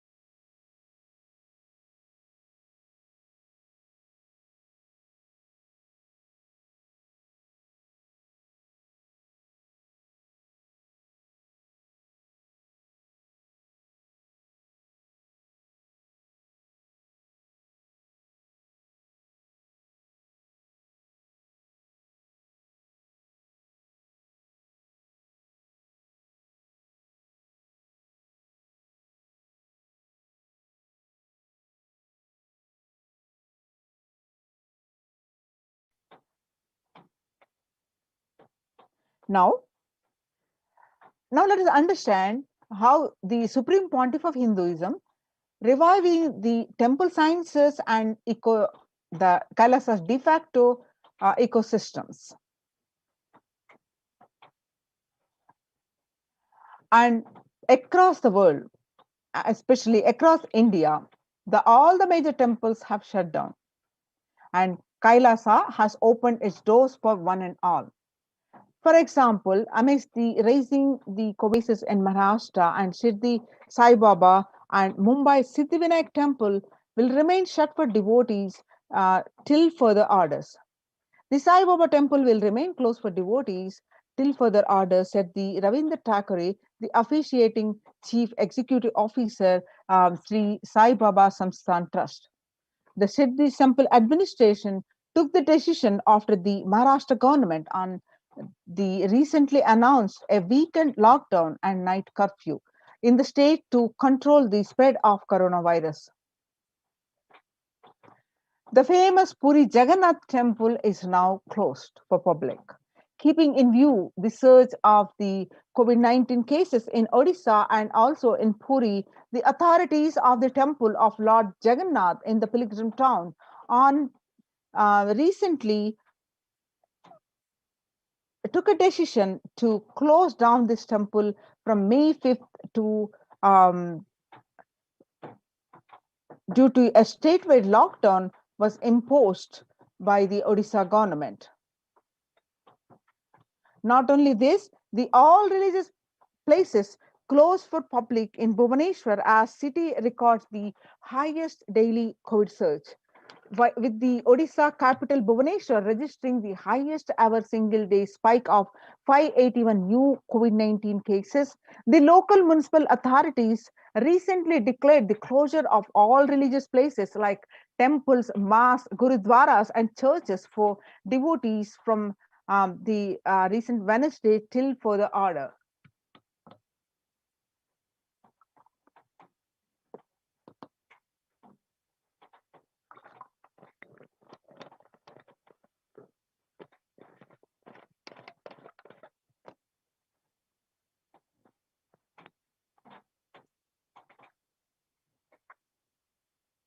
In Uttar Pradesh, the major Madura temples banned entry of devotees amidst the COVID-19 surge. Two major temples of the Sapta Devalaya, the cluster of 7 temples in Vrindavan, recently banned the entry of devotees in view of the rising COVID-19 cases.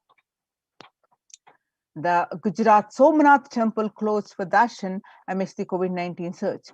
The Gujarat Somnath temple closed for darshan after the Somnath Temple Trust has announced that the temple will remain shut for devotees from April 11 for an indefinite period. On the other hand, Tamil Nadu, South India, the Chola era temple murtis beheaded. Murtis of the Chola era temple have been vandalized in Pudukkottai, Tamil Nadu. A devotee who went to the temple was shocked to find all the murtis in the temple in a beheaded state. He lodged a complaint with the local police later. The Kailasnatha temple in a village in Pudukkottai is said to belong to the era of Kuluchunga Chola II, with Shiva as the presiding deity. The temple houses other deities such as Ganesha, Parvati, Murugan, and Krishna and Nandi. All of these murtis were discovered in a beheaded state a few days ago. Now, let's understand the Kailasa's temple experience at the de facto ecosystems. Now, in the times when COVID-19 is rampant and the ancient temples are in a lockdown because of the risk of widespread corona disease, the devotees of these temples were visiting and having darshan of their gods and goddesses for thousands of years. At all these ancient sacred sentiments have come to a harming halt after the lockdowns have taken place. The religious fervor of the devotees is being lost due to the pandemic. The Supreme Pontiff of Hinduism is reviving the Kailasa ecosystem and bringing all the ancient traditions of the online platforms on Kailasa TV, YouTube, and Facebook. Now, let us understand why deity worship, the basics of the temple ecosystem. With the Supreme Pontiff of Hinduism, Jagadguru Mahasannidhanam, His Divine Holiness Bhagwan Nithyananda Paramashivan's blessings, Kailasa's Department of Enlightened Civilization presents. The why deity worship? The Supreme Pontiff of Hinduism continued that please understand, deities are not mere idols. They are embodiment of ideals. We do not worship these idols, we worship the ideals represented through these idols. When the divine is present before him in a form that he can see, touch, and relate to, the transmutation becomes an easy and joyful process. Second, ideal kshetra are always carved in the form of ancient masters and enlightened beings. Even though no longer in the body, they can be invoked through the name or form they used while in the physical plane. When we pray to the deity or chant its name, the corresponding divine vibration is automatically awakened and becomes available on the energy plane to guide and bless us. The Supreme Pontiff of Hinduism continued that we mastered the science of bringing the divine to the deities and expressing the divine through the deities. The whole science has been mastered in the Vedic tradition. The revival of temples will be the revival of the world peace and world bliss. The revival of temple culture and the deity worship, where people are made to look in. That is where the revival of Sanatan Dharma, the Advaita Satya is the truth of oneness, is going to happen. The divine manifests in various forms, infinite as species qualities the divine has. In Sanskrit, we call the Ananta Kalyana Gunas. So, when the divine hears the prayer of a devotee, or when the divine sees the world is at the risk of destruction, they manifest to save that a devotee or a world or the world. So, for example, Shiva saved Markandeya from death. Markandeya is so happened that he was destined to die at the age of 16. Knowing this, his parents are devastated and they are in sorrow. So Markandeya decided to remove the sorrow of the parents, and he went and did the penance to please Paramashiva. On the day of his death, the Lord of Death, Yama or Kala, arrived to take his life away. And that's when the Markandeya hugged the Paramashiva Linga intensely and prayed to him to protect him. And Paramashiva appeared along with Devi and saved Markandeya from the death, become the Kala, the Lord of Death, and that become an independent deity. Not only as Kala, Paramashiva blessed Markandeya, saved from the death, and he blessed Markandeya to live eternally. Same way, he danced in ecstasy, and that action becomes Nataraja. The Paramashiva, as a cosmic dancer, performed the Panchakrityas of creation, maintenance, and or sustenance, rejuvenation, and pulling out of delusion and giving us the liberation. The cosmic dancer so casually performed this Panchakrityas, and we call him Nataraja. The Vishnu's very action of showing blessings to the world becomes Lakshmi. Brahma's very action of constantly sharing the wisdom becomes Saraswati. So each of the actions of the ultimate becomes independent intelligence and energy. When you connect with these independent intelligences, those deities, whatever you want immediately happens. Whatever result you want, worship with those rights and those divine energies who are personification of the specific actions. Immediate results are achieved by connecting with these deities. In this world, this can be a powerful method through which you can achieve whatever you want in your life. So join now in these COVID care protection centers. Register now through the link below, https://kailasa.org/Kailasa care. We'll continue after a very short break.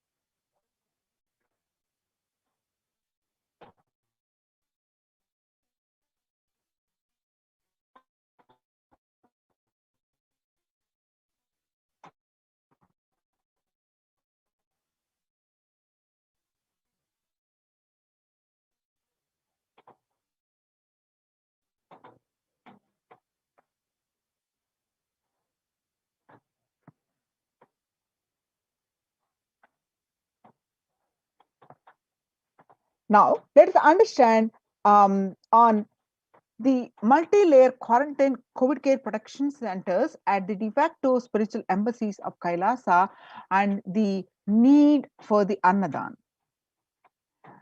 With the blessings of the Supreme Pontiff of Hinduism, Jagat Guru Mahasannidhanam, His Divine Holiness Bhagwan Nithyananda Paramashivam blessings, let's understand the need for Annadan. Let's understand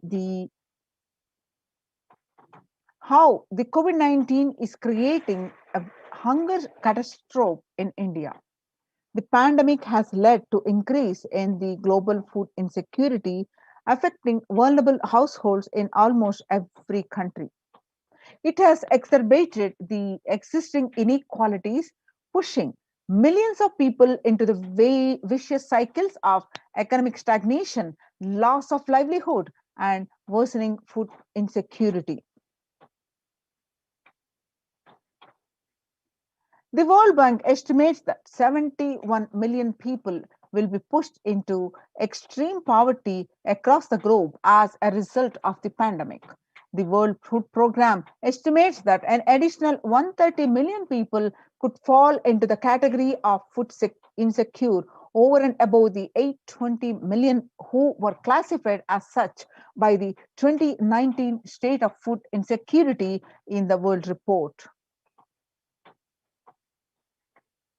More than 50 million people have experienced food insecurity during the pandemic, up from 35 million in 2019, according to the Feeding America nonprofit, the nation's largest hunger relief organization. So, hunger in plain sight, COVID-19 worsened the plight of food insecurity.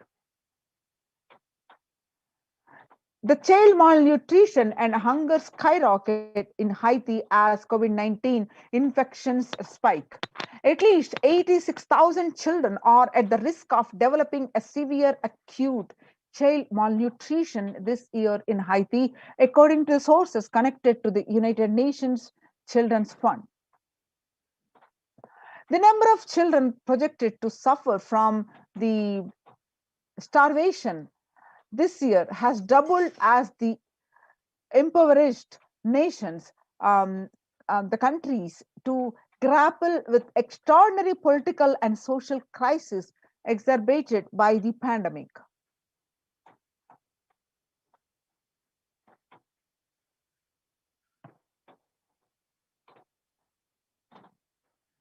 And refugees are paying the highest price in the COVID-19 pandemic.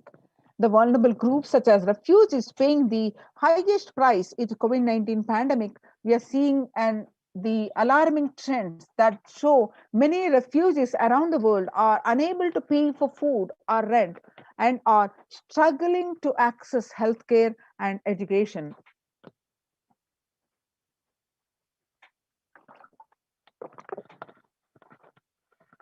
Price hikes in local markets and further displacement caused by low campfires have pushed many families further into food insecurity.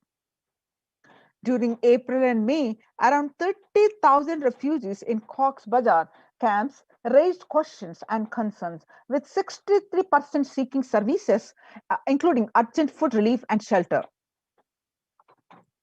Just over one third, that equals to 37% requested health or medical care.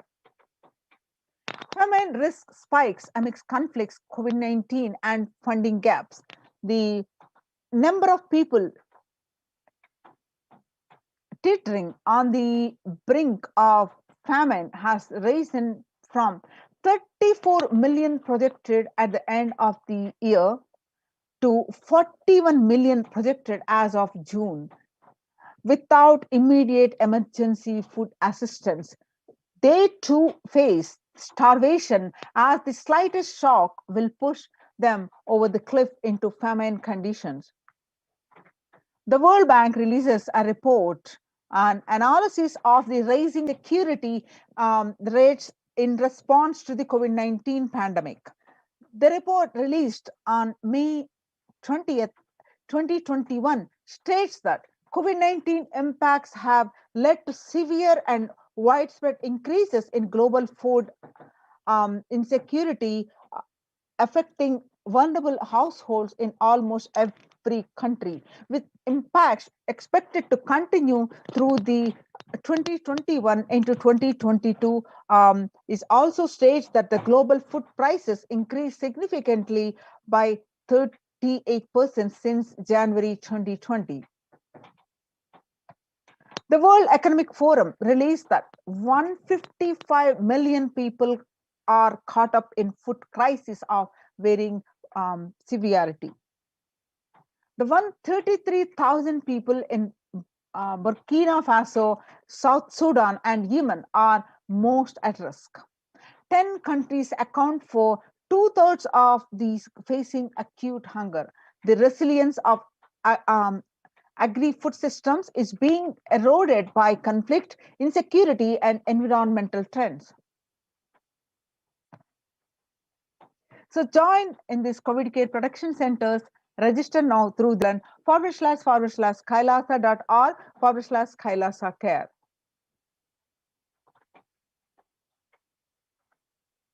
So now let us understand some the powerful cognitions that Supreme Pontiff of Hinduism revealed, that what you eat contributes to what you eat. What you become contributes to what you eat.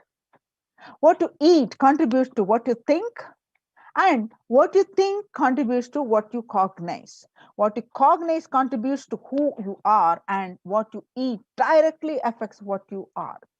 That is why I'm saying that the statement that you become what you eat, what is in your plate matters, because that is going to become you. The violence-based food derived from killing animals and life negative, the chemical-based toxic food, both harm the system equally. Organic vegetarian food is not just for health. It gives you an inner space, the physical system, and physiological flow, and to develop highest psychology. To develop highest psychology, not only your physical system, even your physiological flow needs to cooperate.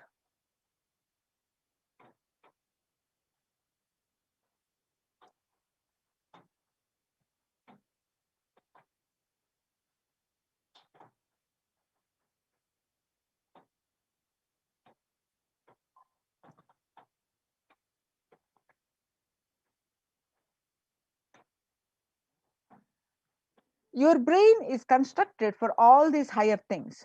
When you don't explore the higher things, you are bound to feed the lower things and keep your brain engaged for survival. If you don't explore the higher dimensions of consciousness, you will force yourself into the drugs and try to explore the hallucination, imaginary, illusory dimensions of the universe.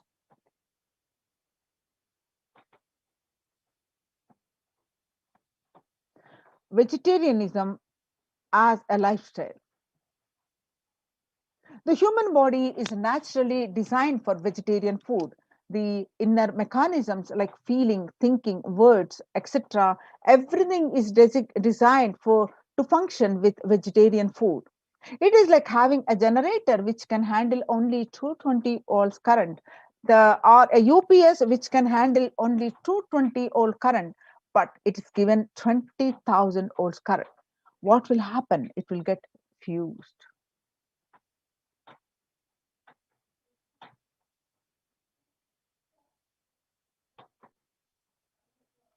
The food without anxiety, fear, and depression, the biomemories, if they are consumed by a person, the energy with which they think, the energy with which they utter words, the energy with which they act, the energy with they feel, and everything will be aligned to the natural source of energy, and it will be aligned to the nature, which is the inner potential energy. Now let us see the Kailasas, Annalayas, serving the free organic vegetarian sattvic meal for all, eliminating hunger.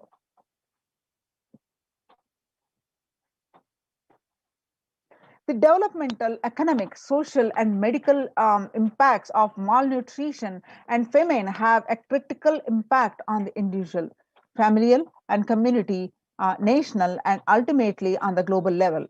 With the ongoing COVID-19 pandemic triggering an alarming spike in food insecurity, the United Nations have given warnings of families of biblical proportions.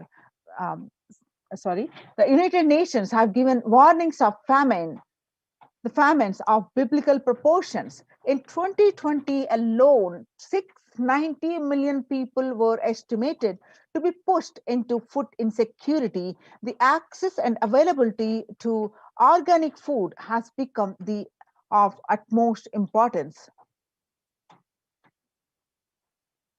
Through Kailasa's Department of Agriculture, the Supreme Pontiff of Hinduism, Jagadguru Mahasannidhanam, His Divine Holiness Bhagwan Nithyananda Paramashivam, has committed to the distribution of free organic food to everyone, not just since the beginning of his public life, but from his very upbringing itself.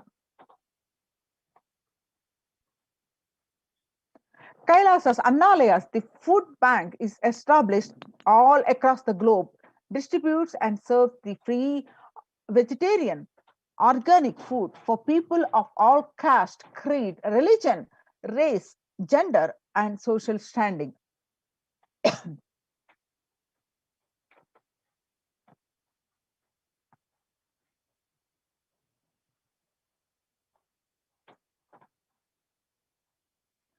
the global services, the Kailasa Department of State, under the symbol Red Om, providing relief work for natural man-made calamities, working to eliminate world hunger.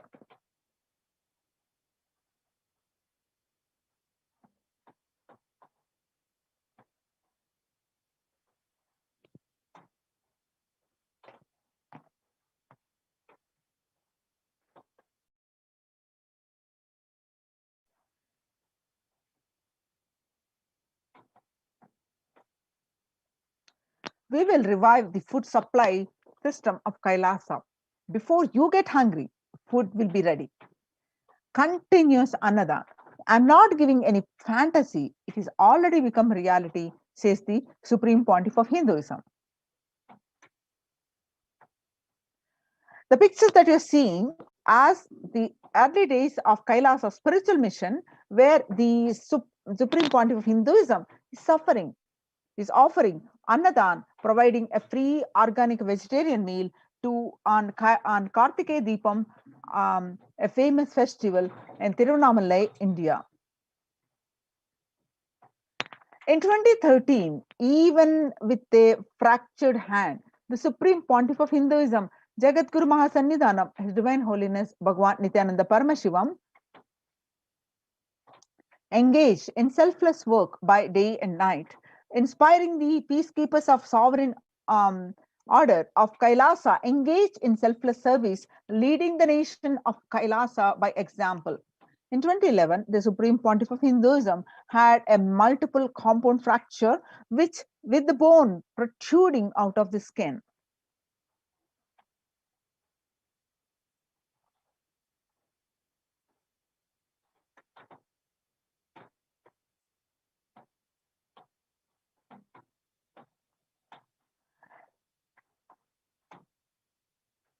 In 2011, the Supreme Pontiff of Hinduism had a multiple compound fracture with the bone protruding out of the skin. In 2013, two steel implants that were fastened in 2011 were removed as the bones had healed completely. This picture is after that surgery.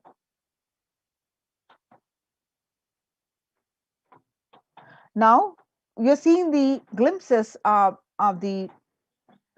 where the Supreme Pontiff of Hinduism himself serving the Thane Flood Relief Fund at Pondicherry. The picture is clicked on 3rd January 2012.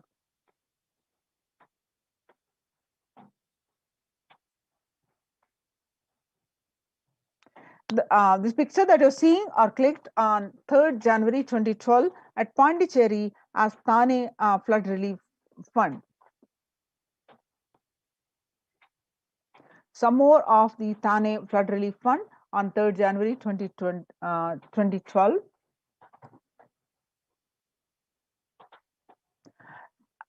The picture that you're seeing is the inauguration of the Nithyananda Annalayas in Tiruvannamalai on 9th September 2011. The picture that you're seeing where the Supreme Pontiff of Hinduism himself serving the Arogya Health Workshop, Tamil Nadu, where you find the Supreme Pontiff of Hinduism himself is serving thousands of devotees who came to Bidadi to attend the a program.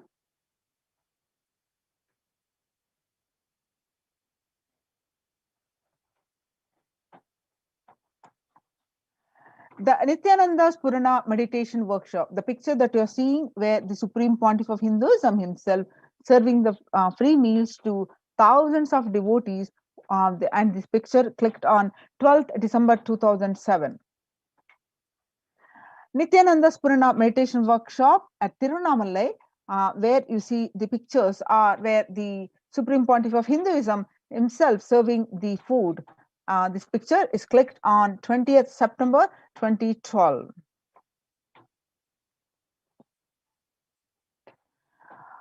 On the Kartikeya Deepam celebrations at Tiruvannamalai, where the lakhs of people were served the free food, the pictures that you're seeing are from that festival and clicked on 27 November 2012.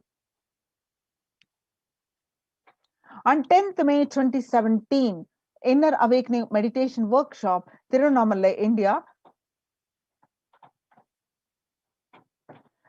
The Kalpataru Meditation Workshop, the food preparation, the service of the free food to one and all who attended this free meditation workshop. On 5th May 2016, Bhandara feast served for respected spiritual leaders and the Hindu monks. On 28th April 2016, the picture that you're seeing, the Kalpataru meditation workshop, where the thousands of people who attended the program are served free meals. This picture that you're seeing are from 11th March 2017, the Arunachala Sarvajna Peetam, Tiruvannamalai, India. The picture that you're seeing are from 18th August 2019, Tiruchungodu Sarvajna Peetam, India. The picture that you're seeing are the Western Hemisphere, where Annadan distributed during the Guru Purnima, the traditional celebration of Guru, the 6th July 2019. 8th December 2016, Sadashivoham meditation workshop in Adi Kailasa, Bidadi, Bangalore. Annadan service continues in the midst of COVID-19 crisis, 30th May 2020. Now let us listen.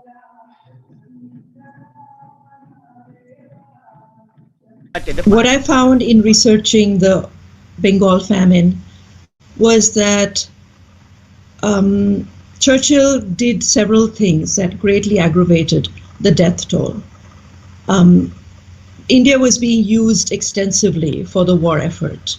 Indian resources, Indian soldiers, and Churchill repeatedly refused to acknowledge the fact that the extent to which India was used could lead to famine. Viceroy to India, Archibald Wavell, called the Bengal famine one of the greatest disasters to have befallen people under British rule, and said the reputational damage was incalculable. During one government discussion about famine relief, Secretary of State for India Leopold Amery recorded Mr. Churchill saying that any aid sent would be insufficient because Indians bred like rabbits.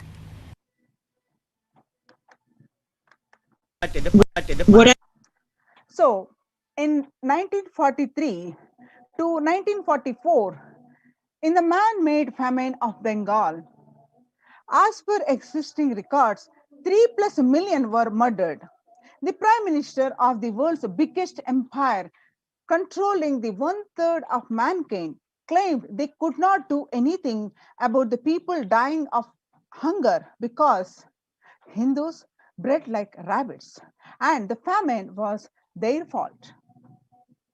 On the other hand, in 2016, in Ujjain Kumbh Mela, the peacekeepers of Kailasa served organic food to over 3+ million peacekeepers of Kailasa under the leadership of the Supreme Pontiff of Hinduism, have served more than 1 billion free meals in the past 26 years and are determined to end the hunger and poverty in all its forms. Not only that, in the past 26 years, the peacekeepers of Kailasa are determined to end hunger and poverty in all its forms. The Kailasa, with 200 peacekeepers at any given time, can deliver what even one of the biggest countries could not deliver. Kailasa is not driven by war, fear, or greed. It is an enlightenment-based nation driven by selfless service. In the Veda Agamas, the source of Hindu scriptures declares Annam Bahukurvita, which means let us produce food in large quantities. The reference is from Taittiriya Upanishad, chapter 3, verse 9, which the Annam Bahukurvita means let us produce food in large quantities. Through the widespread distribution and the promotion of free, healthy, organic food, Kailasa's global peacekeepers, led by the Supreme Pontiff of Hinduism, serve such that we may achieve food security, improve nutrition, and promote sustainable agriculture globally. Annadan is the vision to end poverty and hunger in all its forms.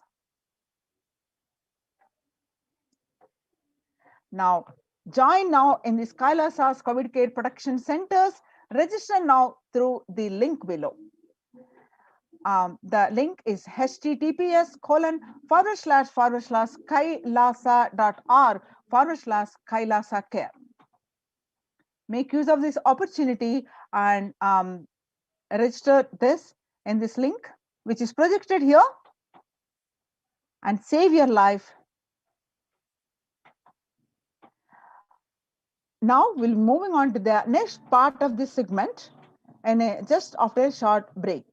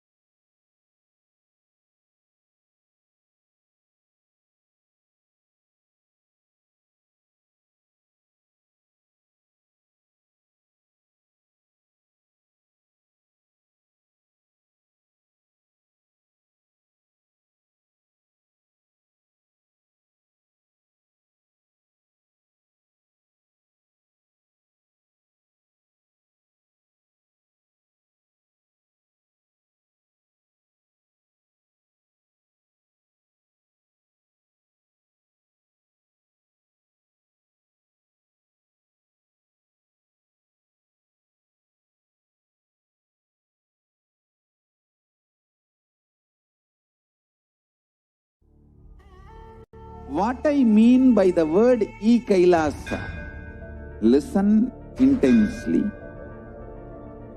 Enlightenment ecosystem, literally enlightenment itself, in your own home, wherever you are. If you cannot come to Kailasa, it's okay. Kailasa can come to you. Kailasa coming to you is e-Kailasa.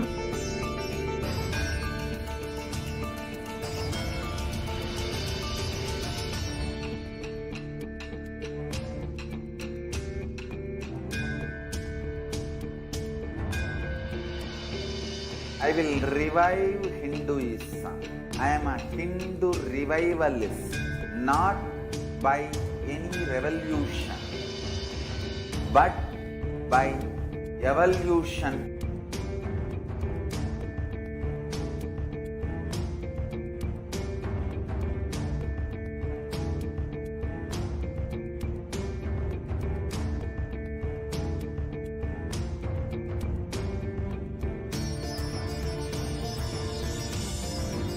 And setting model communities.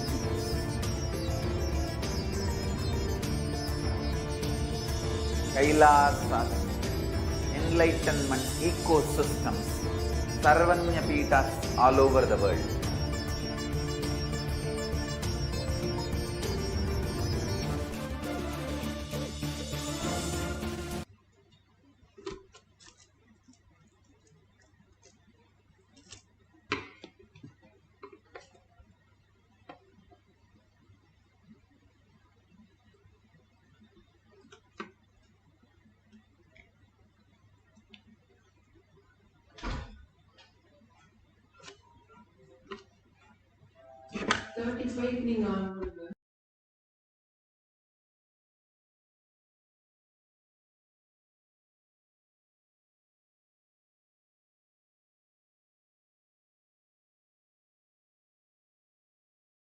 Jnanapati Manual, under the guidance of Supreme Pontiff of Hinduism, Jagadguru Mahasannidhanam, His Divine Holiness, Bhagwan Nithyananda Paramashivam. Let's start with the Sadguru Vandanam. Nithyanandam Paramasukhanam Kevalam Jnanamurtim Dvandvatitam Gaganasadusham Tattvamasya Lakshmam Ekam Nityam Vimalamachalam Sarvadi Sakshi Bhutam Bhavatitam Trigunarahitam Sadgurum Tam Namami. Let's go through the disclaimers. Security measures. No photography, video, audio recording. Important cautions.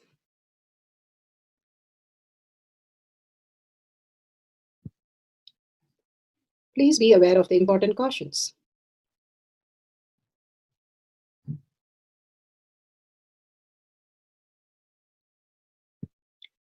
What is power manifestation? Let's hear from Bhagwan himself explaining what is power manifestation. All the 25 states of consciousness, when they happen in you, due to your chemicals and hormones ups and down, your chemicals and hormones up